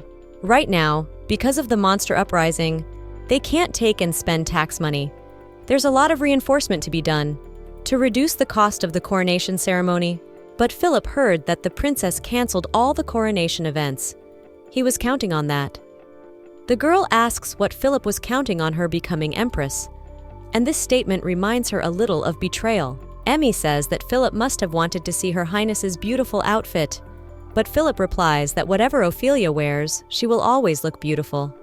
True beauty does not depend on the garment. Ophelia replies that Philip is the kind of person who will find something to say during a quarrel.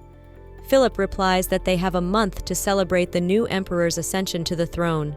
But Ophelia replies that while the boy eats and enjoys himself, she will have to accept the praise of nobles and foreign ambassadors. She says it would be better to channel that funding into social welfare. Every time Philip speaks, the girl's insides boil. The princess says that immediately after the funeral ceremony, they will hold a modest coronation. The former emperor is dead. She asks why there's a big celebration. It's not necessary to invite all the nobles, just the ones in the capital. Suddenly, the Count of Sarkarth bursts into the princess's office. He asks what this means. Will the celebration not last 3 months? Ophelia is angry that her biggest problem has arrived. Count Sarkarth kneels before the princess. He says that after enduring so much shame and humiliation, he was looking forward to a worthy coronation for his granddaughter. He's a sinner for wanting what he can't have. He asks if Her Highness is so unappreciative of him. Ophelia runs up to the Duke and asks him to calm down. The girl knows it's an act. After all, the Duke is so old that he might even faint. Suddenly, a priest appears behind the Duke's back and asks if the Duke has noticed that Her Highness's complexion has been getting paler lately. When the Duke saw the priest, he was surprised. The Duke asks if it is the priest. Isaac replies that he is the deputy high priest. Isaac approaches the princess and asks if holding a lavish coronation is more important than the health of Her Highness. The princess says she feels dizzy, but the girl is pretending. After a while, the protagonist and the priest go out into the garden. Isaac asks what is wrong with the princess.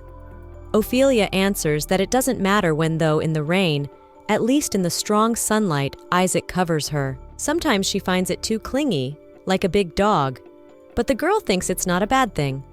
The priest asks if the princess has thought about why he's acting like this. Ophelia asks if Isaac hasn't always been like this, but more importantly, it was supposed to rain again.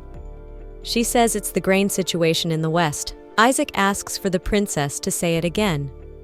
Ophelia asks if she has to repeat about the grain situation in the West. But Isaac replies that that's not what he's talking about.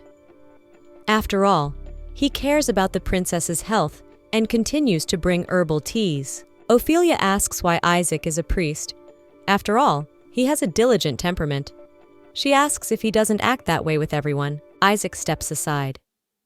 Ophelia asks that the priest concentrate on what she's saying, because if she opens that door right now and walks through it, the coronation ceremony will begin and she will become empress.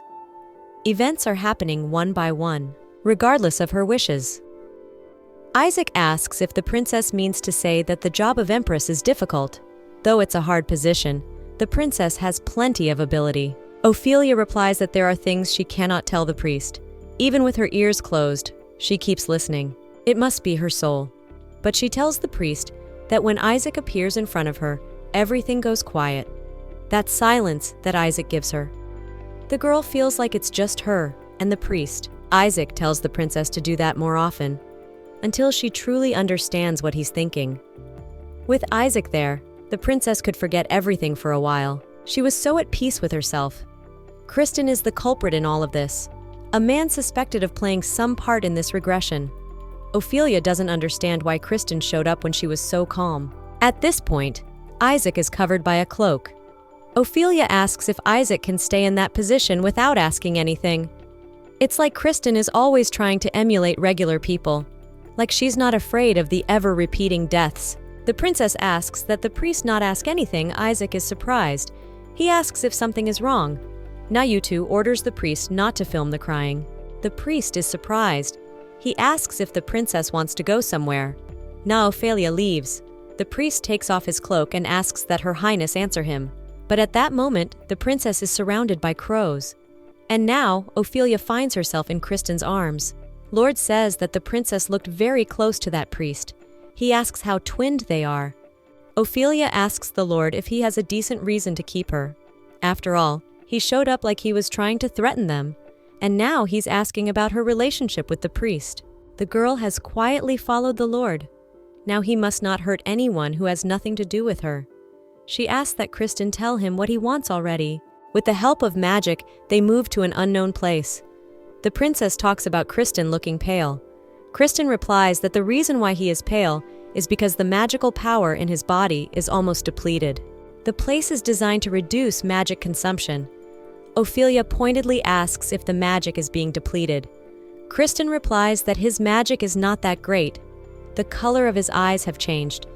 That means all of the guy's memories have come back. Up until this point, he was bringing the princess back to life. Ophelia doesn't understand if this can't mean anything other than what she thinks it means, even though Ophelia called him the culprit.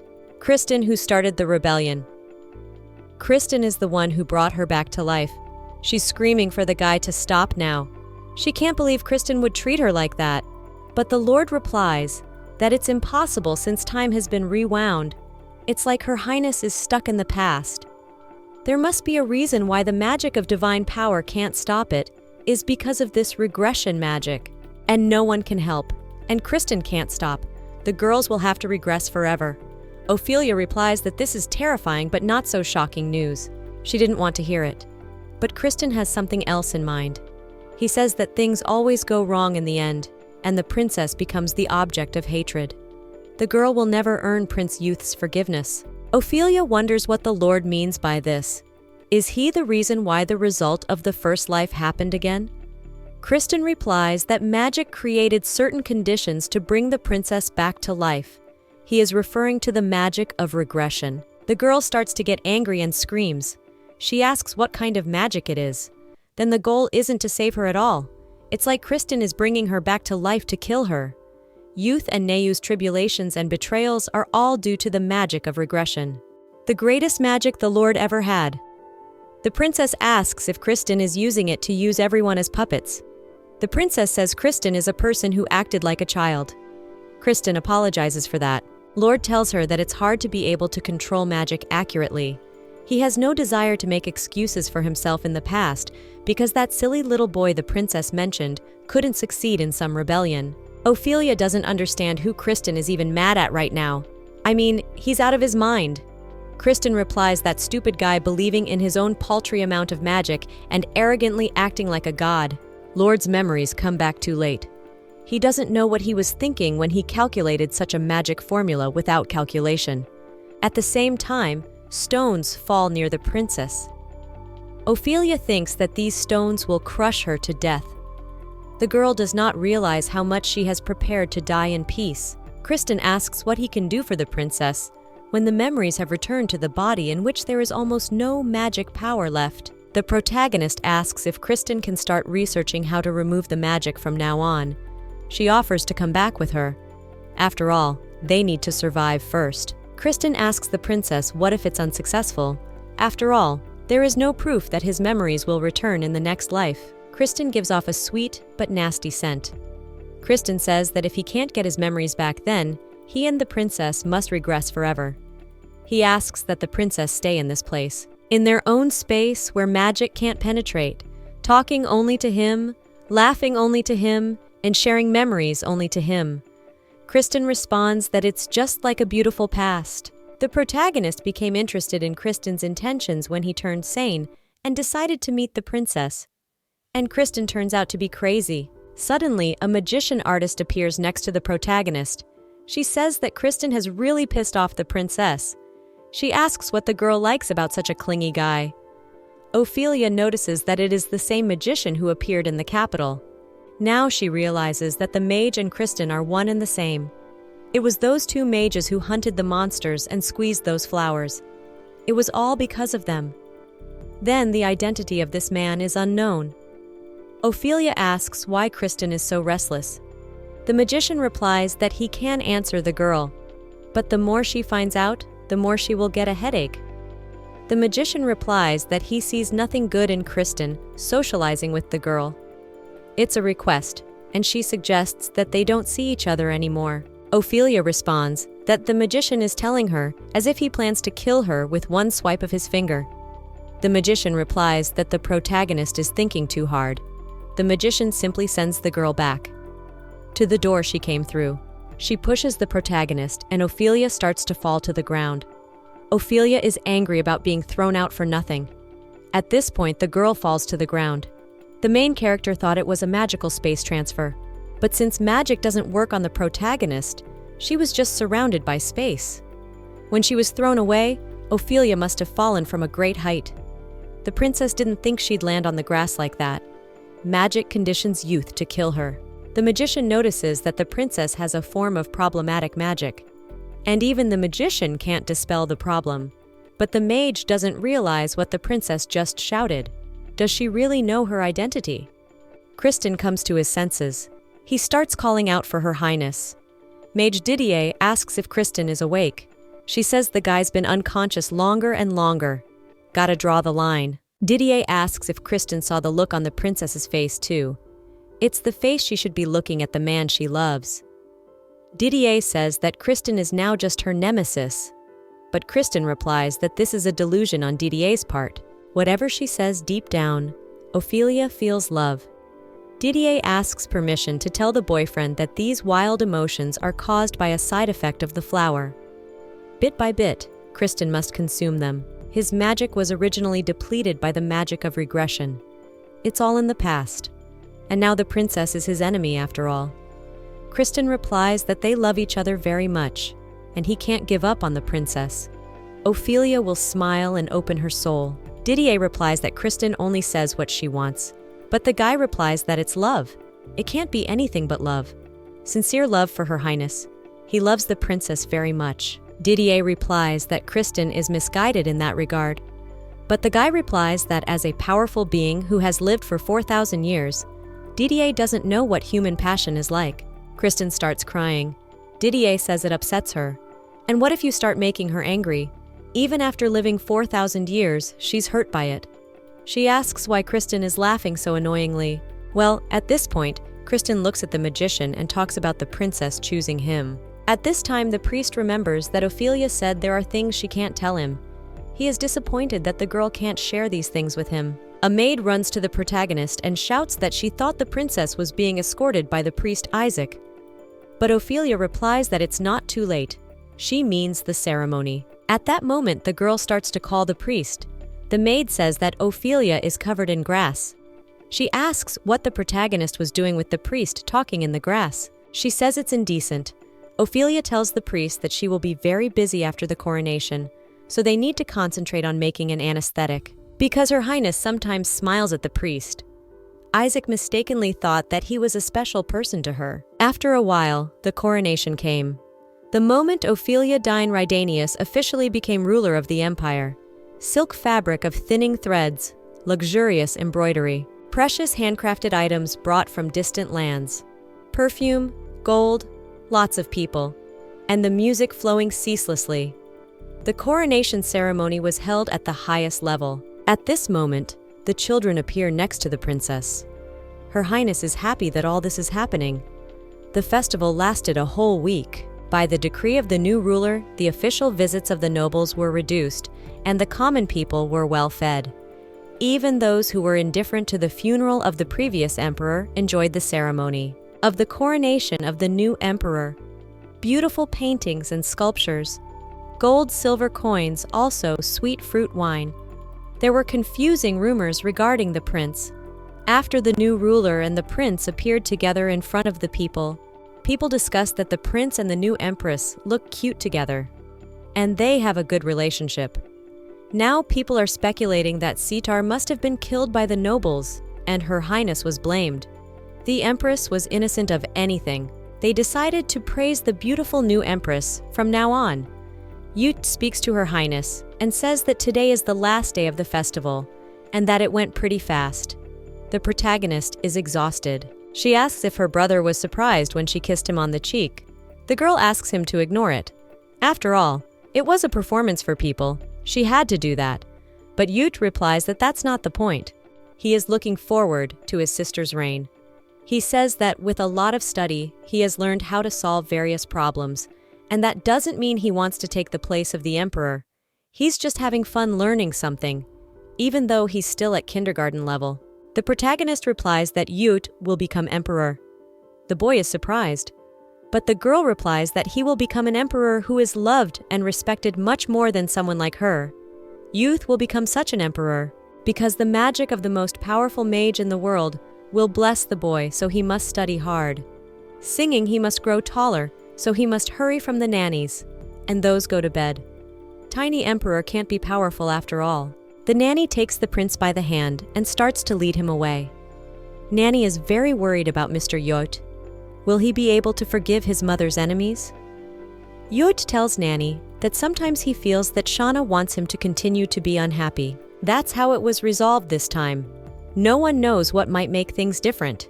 If the protagonist didn't know about the magic of regression, it would have been a beautiful day in which she thought everything would change. Meanwhile, Kristen continues to follow the princess. Didier talks about how she has a bad feeling. In the guise of a crow, sits on the guy's shoulder. Kristen responds by telling Didier to just sit and watch. Didier replies that Kristen is crazy. She asks if Kristen really wants to replenish her magic power again. Someone like him should be caught by the guards. Kristen replies that the smell of the flower, even if the princess loved him, would still run away because of the smell. The protagonist hopes the painkillers work well. If Isaac produces it in time, at least in this life she will end without pain. Suddenly, the protagonist notices a red color near her younger brother. The boy begins to walk toward the bridge. Shauna asks what's wrong with the Lord, but Youth replies that he thought something exploded here. He assumes it was the sound of fireworks. He suggests we go inside quickly. Ophelia notices Kristen standing there. She talks about how Kristen is really an extraordinary magician. If you don't dispel this regression magic, it's impossible to kill Youth with magic since he's the one who provides her death. But Kristen wants to kill the prince somehow. As if the defense of regression magic or fate, he will overcome it anyway and tear the prince to pieces. Meanwhile, a priest is reading the letters. He talks about how it's elegant handwriting. There's a touch of loneliness in it. It's clearly the work of the most noble and respected man in the capital. He doesn't realize if it was the high priest. Yet it's skill and speed, something the old man could not have achieved. He asks who is now in the scribe's room. Who is the priest? At this point, They set out to find out who created the letters. Apparently, he has all the talents of a high priest with compassion for all people. This is the priest Isaac. The priests come to Isaac and talk about being the high priest. Isaac agrees. They talk about Isaac creating these beautiful letters, but they don't believe it. Isaac goes to the high priest. The high priest says that Isaac's lingering in the writing room means that the boy has some worries. But Isaac says that's not true. The high priest is surprised. He asks if Isaac thinks he doesn't know him, because the high priest recently heard from Duke Sarkarth that Isaac had declared himself deputy high priest. Disgruntled expression on his face, curt manner of speech. The priest says Isaac has been hiding something lately. The high priest suggests it's the boy's love for Her Majesty, but Isaac replies that he's not allowed to. Love is an attachment and a feeling, but the high priest suggests that the boy has a chance to succeed. All he has to do is get the right title for it. Isaac asks if he needs a title. The high priest replies that it will happen when the boy becomes high priest. But Isaac doesn't want it, and doesn't want it. As high priest thought, Isaac resists less than usual. He needs to take this opportunity to officially appoint Isaac as the next high priest. He asks for Isaac to stand in front of him. Isaac asks in surprise what the priest is going to do. But the high priest replies that Isaac knows that this title has its privileges. There is plenty of time to go meet the empress whenever you want. The high priest puts his suit on Isaac and talks about how it looks great and Isaac's gonna blow everyone away. Isaac gets angry and gives the high priest and the priest his stuff. I mean, he's not even married himself. Isaac doesn't know what the priest is talking about. But the priest replies that these things are very heavy and he can't carry them anymore. He doesn't need to give up those ugly clothes. Isaac is angry and yells that the high priest put it on his head without permission, and now calls it ugly. The high priest is surprised that Isaac said marriage.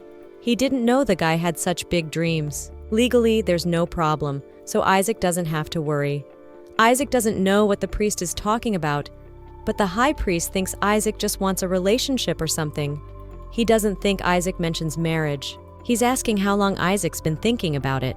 After all, the guy said he's a high priest himself who's never even been married once.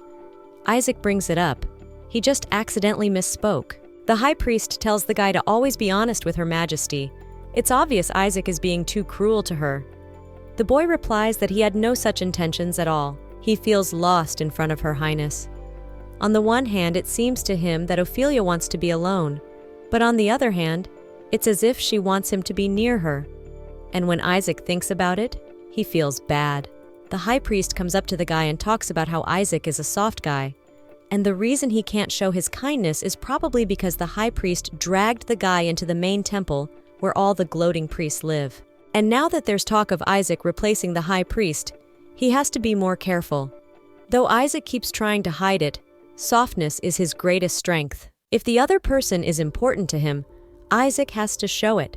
And by doing so, he'll get something out of it. Isaac is a wonderful man. The boy asks if the high priest is being too reckless, but the priest replies that he praises the lad. Her Highness will be surprised. At this time, the protagonist is asleep and Emmy and Philip are next to her. Emmy says that the similar protagonist is very tired. She asks if the court painters shouldn't capture such things. Philip replies that does Emmy really want someone to stand next to a sleeping man and paint a portrait without his knowledge? Emmy says that the Empress has had severe insomnia, so she covered her eyes for the first time this week. Philip replies that making the Empress more comfortable will make her feel better. He asks the maid to bring a wet towel. Emmy says that Philip wants her out and to watch Her Majesty himself. She was the first to begin serving Mistress, and Philip should not try to steal Mistress away from her. Emmy screams at Philip not to dare fall in love with Her Majesty. After all, he is Her Majesty's servant, and Her Majesty will remain Her Majesty. Philip is surprised at what the maid says, but it's a secret. The boy often dreams of Her Majesty too. Not something indecent, but a nightmare like what the mistress is dreaming now. A dream where he is contracted to take the Empress's life with his own hands. He wonders what the one who gave him such nightmarish dreams is dreaming. After a while, the protagonist wakes up. She feels something strange. It seems to her as if the bed has shrunk. The girl doesn't realize if it's a dream. She hasn't changed a bit. She hasn't been able to sleep well for the last few days. That's why she has this dream. Ophelia walks around the palace and asks if she cannot work then. After all, no one even came to wake her up. At that moment, the prince approaches the protagonist. He hears that after a long time, Ophelia has returned to the palace. He asks if his sister missed him. Ophelia is surprised to see him in front of her. His legs and arms have shrunk, but he's still the same guy. But he's wearing the clothes they wear when they become emperor. Ophelia doesn't understand if Youth has grown up. He may look small, but given time, he should have killed the princess. Ophelia doesn't understand if Youth is going to stab her with that needle-like sword.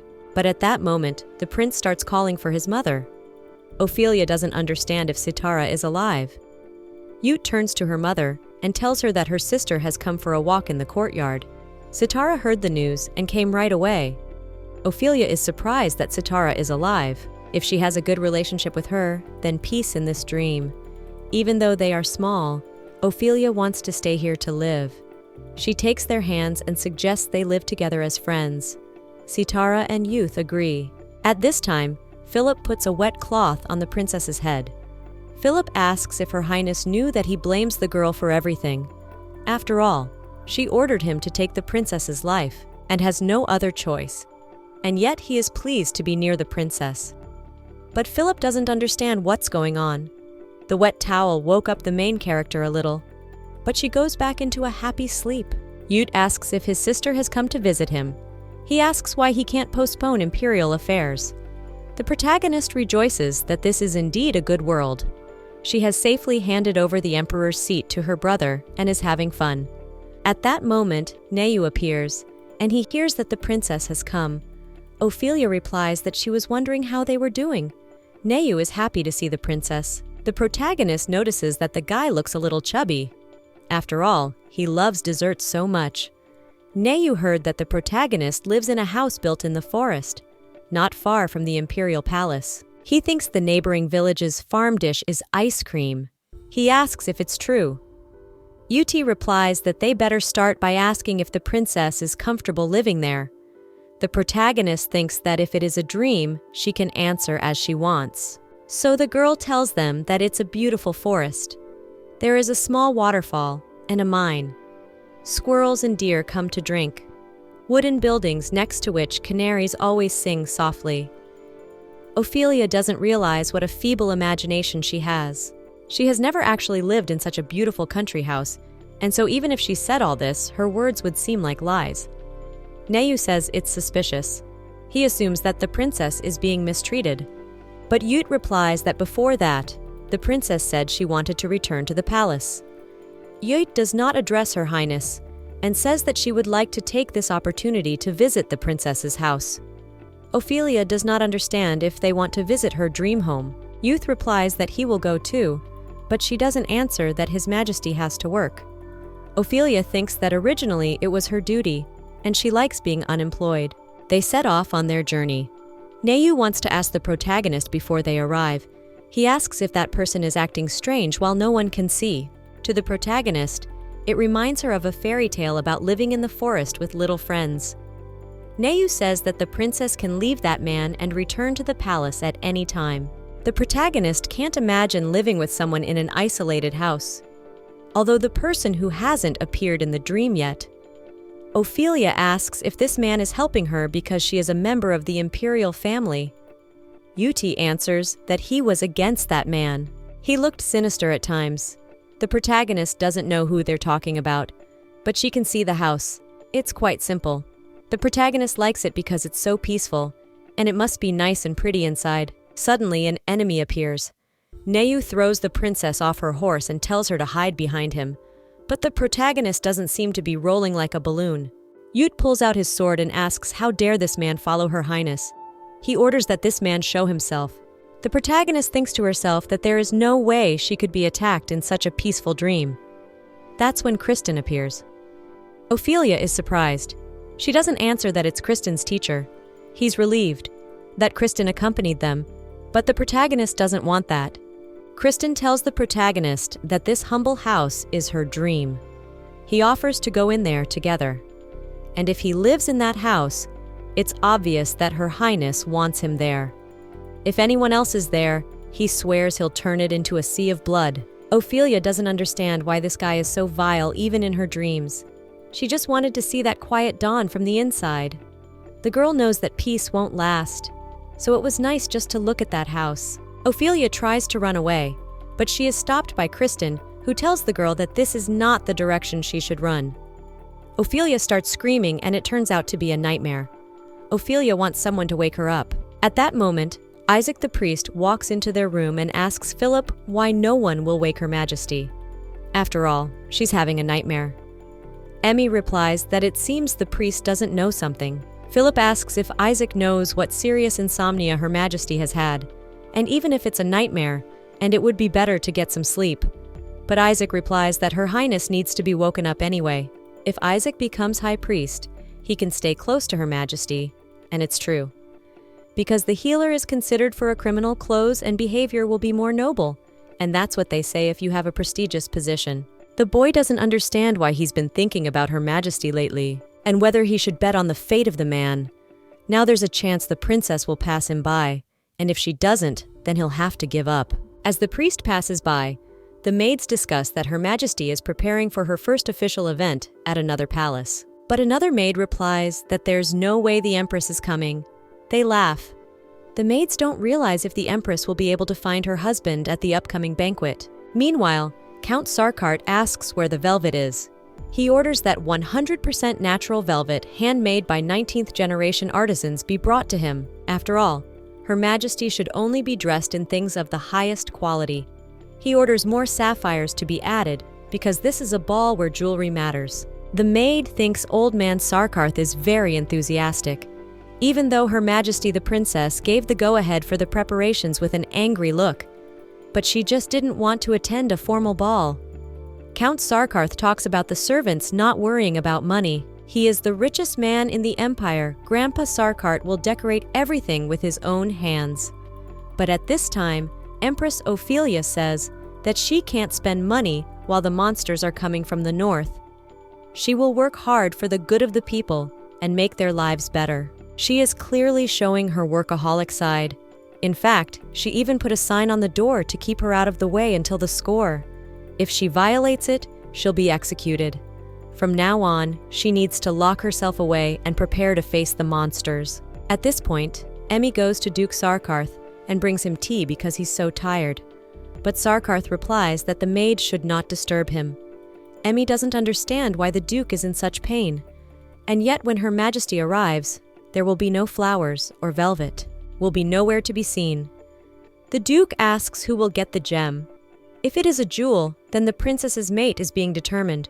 There is an old custom in the empire. At the first ball after the coronation of the emperor, the person who prepared the same jewelry as the empress has the honor of the empress's first dance. They say this is the way the empress can meet her future husband. Sarkarth shows the maid an accessory made of the same gemstone as the empress's jewelry.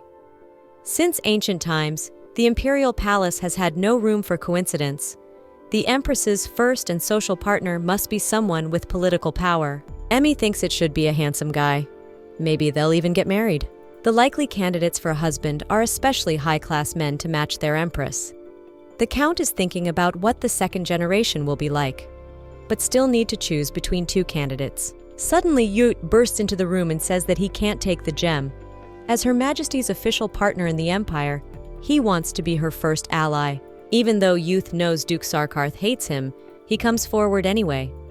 Youth has been going around the neighborhood to help in some way, and learned in etiquette class how important the first dance is. He's also vaguely aware that Her Majesty doesn't need anyone, and yet he wants to help because he has the title of prince. Sarkarth wonders why the boy wants to do this. After all, Youth has resented the Empress since the death of her mother. After all, she deprived the prince of his right of inheritance and locked him in a tower. Sarkarth asks if Youth hates the girl. After all, both Youth and Ophelia know everything. Even so, Youth wants to deceive everyone. The prince replies that it's what Shauna keeps telling him. The spirited child tries to argue. He says that the prince's status doesn't matter much. He asks why everyone around him decides what he should think. I guess they think he's uneducated too. The Duke doesn't understand when the prince learned that. Yut says that although he himself is somewhat to blame for often believing what he is told. Sarkarth notices this manner of speech, gestures, and gaze. He senses a familiar feeling, but in that moment, he realizes that this child looks like the Empress. Youth cries out that let Her Majesty above all others decide whether or not he is her loyal brother. After a while, Yut goes outside. He doesn't realize if it wasn't strange to imitate Her Majesty. He argued with Duke Sarkarth for about 3 hours. He doesn't understand was it more or less normal. Although Duke Sarkarth is arrogant and hostile, but as Her Majesty's prince taught him, Sarkarth is a very caring and practical person. Yut holds the jewelry in his hand and thinks that he has learned everything thanks to his elder sister. Suddenly, a priest appears behind him and asks the prince if it is time for bed. Yut asks what the priest Isaac is doing in the middle of the night. Sarkarth told him to keep it a secret. Isaac replies that he's had a lot on his mind lately, so he's taking a walk. He offers to escort the princes of peace. Youth thanks him. Youth thinks that Isaac must have noticed that he is hiding something, but does not ask about it. Now he understands why Her Majesty is comfortable around the priest. After all, the man seems to treat everyone fairly. Isaac seems to be able to sense the atmosphere and understand what can be asked and what cannot. For the priest, Isaac is a patient who needs to be treated. But Yut doesn't realize whether the Empress is a weak creature for the priest to pity. At this point, the prince turns to the priest and asks who Her Majesty is to him. Isaac replies that Ophelia is a precious person to him, even if the feelings are not mutual. Youth wonders if this man can give up his seat next to his sister, and whether Isaac can ease Her Majesty's loneliness. After a while, the ball begins. Neyu asks if the color blue is in fashion now. Eugene replies that the information that Her Majesty's jewel is blue has been leaked. This is the reality of the current palace, a carefully read battle of interests. At this time, Youth enters the banquet hall. He was seriously injured during the morning training. Soon he has to stand next to his sister, and he doesn't understand how he could make such a mistake. At this time, Youth hears the guys talking about whether the other guy has prepared an accessory. But the guy already has a fiancée. But he replies that there are many other men like him who are eager to hold Her Highness's delicate hand. Youth is angry at this impertinence. If they don't want to go to the grave, they dare not even look at his sister, since the one who will be Her Majesty's instrument and shield will be chosen. Youth thinks it's a pity. Even though he is the younger brother, if he stands next to the princess, he will be under suspicion. He realizes that all these men are very selfish, but Isaac says the prince need not worry. Yut asks what he shouldn't worry about. Isaac replies that the prince doesn't have to worry about this morning's trauma. It sounded like something broke, but it was just a little muscle damage. He asks if Youth wants to be a good partner for Her Majesty. The prince is worried. He can say with certainty that he will be Her Majesty's first dance partner. After all, he has negotiated directly with Duke Sarkarth. But at that moment, it appears that the jewelry is cracked. Youth wore it to morning practice and hid it. Youth hopes the jewelry will hold up a little longer. At that moment, Isaac speaks of Her Majesty being here. It seems to the priest that Her Majesty was looking at them. Music begins to play around them. Herza says that the moment everyone has been waiting for has arrived. He asks if all the valuable jewelry suitable for Her Majesty has been prepared. He says that, unfortunately, the chance will only be given to one. He asks who will be the partner worthy to stand beside Her Highness. They are not here to choose a consort, so men should not harbor false hopes. The protagonist is already showing her jewelry and thinks that the main thing is to make Duke Sarkarth happy. In any case, there must be a solution to the neighboring kingdom. When she has to die at the hands of her brother, the first place she will flee to is there. Nayu sees an amazing illumination. It's like God's light. The priest asks if the prince has seen it. He asks if it looks like the accessory His Highness Youth is wearing. The prince replies that he is Her Highness's partner. The priest is surprised, but at that moment, the prince's jewelry falls to the ground. The priest picks it up. Youth asks what the priest is doing, but Isaac is putting energy into the jewelry. Youth replies that it doesn't subdue the broken stone. But Isaac replies that he nevertheless doesn't want strange fellows holding Her Majesty's hand. Duke Sarkarth doesn't understand why the prince won't come out. Isaac says that even if you can't fix a broken stone, you can at least fake a glow. Ophelia picks up her stone and shows it to everyone. At this time, Youth says he has made up his mind. He says that the priest Isaac could easily stand next to Her Majesty any other stone. He asks if that's what she wants. After all, this is the place to gain fame and fortune.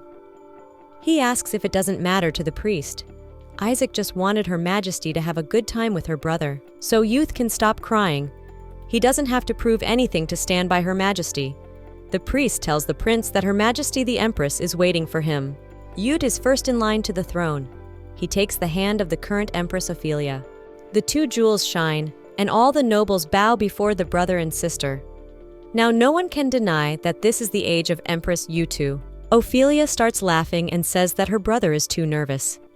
The priest is observed by everyone at the side. The maids discuss the fact that the little prince and Her Majesty are dancing together. They are worried that the prince will make a mistake and step on the princess's foot. The prince gets dizzy from having to do circles in the dance. He stays stronger than he thought. It is difficult for him to show in front of everyone that he is a member of the imperial family. But looking at the empress who believes in him, the guy keeps dancing. Ophelia says that Youth is all grown up, but her dancing skills seem to be better than her brother's. After the dance, Youth asks Nayu where the priest Isaac is. He has a priest to thank. Youth asks the maid if Shauna has seen the priest. I think he's been here recently. Shauna replies that she doesn't know. She doesn't know. Youth, of course, knew Shauna might be angry about dancing with the Empress, but he didn't think it would be this strong. Isaac thinks about how he will never forget today. He doesn't understand how he could ever be so sure that he could win Her Majesty's heart. But at that moment, Isaac begins to call out for the princess. The priest turns and sees that the girl is trying to climb over the balcony. Ophelia asks if Isaac is already leaving. Isaac is surprised. He asks if Her Highness has escaped from sneaking away. The protagonist replies that if she hadn't left, she would have had to sit there all night. She asks the priest to help her if he's already here. Now the girl jumps off the balcony and throws herself into the priest's arms. The priest picks up the protagonist. Ophelia is glad she's alive. She was scared. She doesn't understand why she did it. Isaac is surprised. After all, she is the most frightened girl in the world. The protagonist asks the guy why he's so serious. Isaac replies that the Empress once told him about her fear, something to the effect that whether they want it or not, predestined things will happen to people, one by one. Ophelia asks in surprise if she really said such a thing. Isaac replies that it was the day she disappeared from the garden. Isaac thought he'd heard the metaphor somewhere. He had once compared his fears to ghosts, and that was the day the girl fell asleep from the statement. The words spoken that day. Asks if the Empress remembers them. The protagonist tells the priest that he has a good memory. If he'd lived like her, he wouldn't remember what happened in the past. The protagonist is a liar. He realizes that the Empress does not want to respond to his confession that day. Isaac asks that the Empress sit on him or her legs will get hurt. Isaac hears that the next event of the imperial family is a hunting festival. He asks if the Empress is afraid of this event. Ophelia replies that she is. She asks if it's too much. A large group of people will break into the forest and start hunting animals. The priest replies that he cannot resist the Empress. Ophelia says it's a very important event, and the prince wants to be a part of it too. Isaac asks if the prince is too much for the event. Ophelia says so too, but lately, Youth has been getting stubborn. Isaac worries that His Majesty will get hurt first. Ophelia asks if there will be a problem if Isaac is around. After all, she hopes Isaac will go with her, because the hunting contest is very dangerous. But if Isaac doesn't want to go, the girl won't insist. The priest thinks about what to do. Her Majesty is a liar, also a great coward, incapable of being sincere, absolutely hopeless feelings of loneliness. But the Empress starts screaming. She asks why Isaac won't answer her. Isaac says it was the first opportunity to tease Her Majesty. Those carefree days are a month later. In the Northern Territory, by order of the princess, all the warriors were gathered in the northern hunting grounds. Ophelia was thinking that she needs to find a way to strengthen their army before the monsters come. She hoped they could find a couple good fighters at this festival. All the preparations have been finalized. Suddenly, Philippe appears saying that the problem the Empress mentioned earlier has been solved. Ophelia rejoices. She suggests finding somewhere quiet to talk. Ophelia finds herself face to face with Philip. Philip is frightened, but the Empress asks why the boy keeps looking away. He has been strange ever since he started avoiding the Empress during the ball. The protagonist hopes that the guy is not in trouble. She asks him to show all the things he managed to get. Philip gives the girl the last words left by the former emperor before his death. It contains the last will and testament of His Majesty the Emperor. It's an orb, an artifact that allows you to replay fragments of the past recorded on it. He must have secretly given it to his maid before he died. Ophelia asks if Philip has already seen the contents of the artifact. Philip replies that he has only checked it out. He was concerned about the fact that the emperor had left his maid's will to their closest relative. The former emperor was extremely cautious about identifying the true emperor. A true emperor is a man who has power in the state and uses it for his own purposes. The night before the emperor died, he ordered the chief maid to be summoned. Then the emperor told the maid that he didn't have long to live, so the maid should listen to him carefully. What he was about to say, the maid should memorize. The emperor says that the right to the throne should never go to youth. This is his empire and he can only entrust it to his son. So now the maid must take her will in her fist and run to another country to ask for their help. The maid replies that she can't do that, but the emperor says that if Ophelia finds the will, she will destroy it at once. He told the maid to keep the will safe. After all, his throne belongs only to youth. But at that moment, the protagonist throws the artifact to the ground and shatters it. She wonders how this could have happened. The great Ophelia was able to steal the throne and the former emperor. Ophelia asks where the sovereign maid is now. Philip answers that the maid is on the outermost capitals, but they couldn't even get close to the border.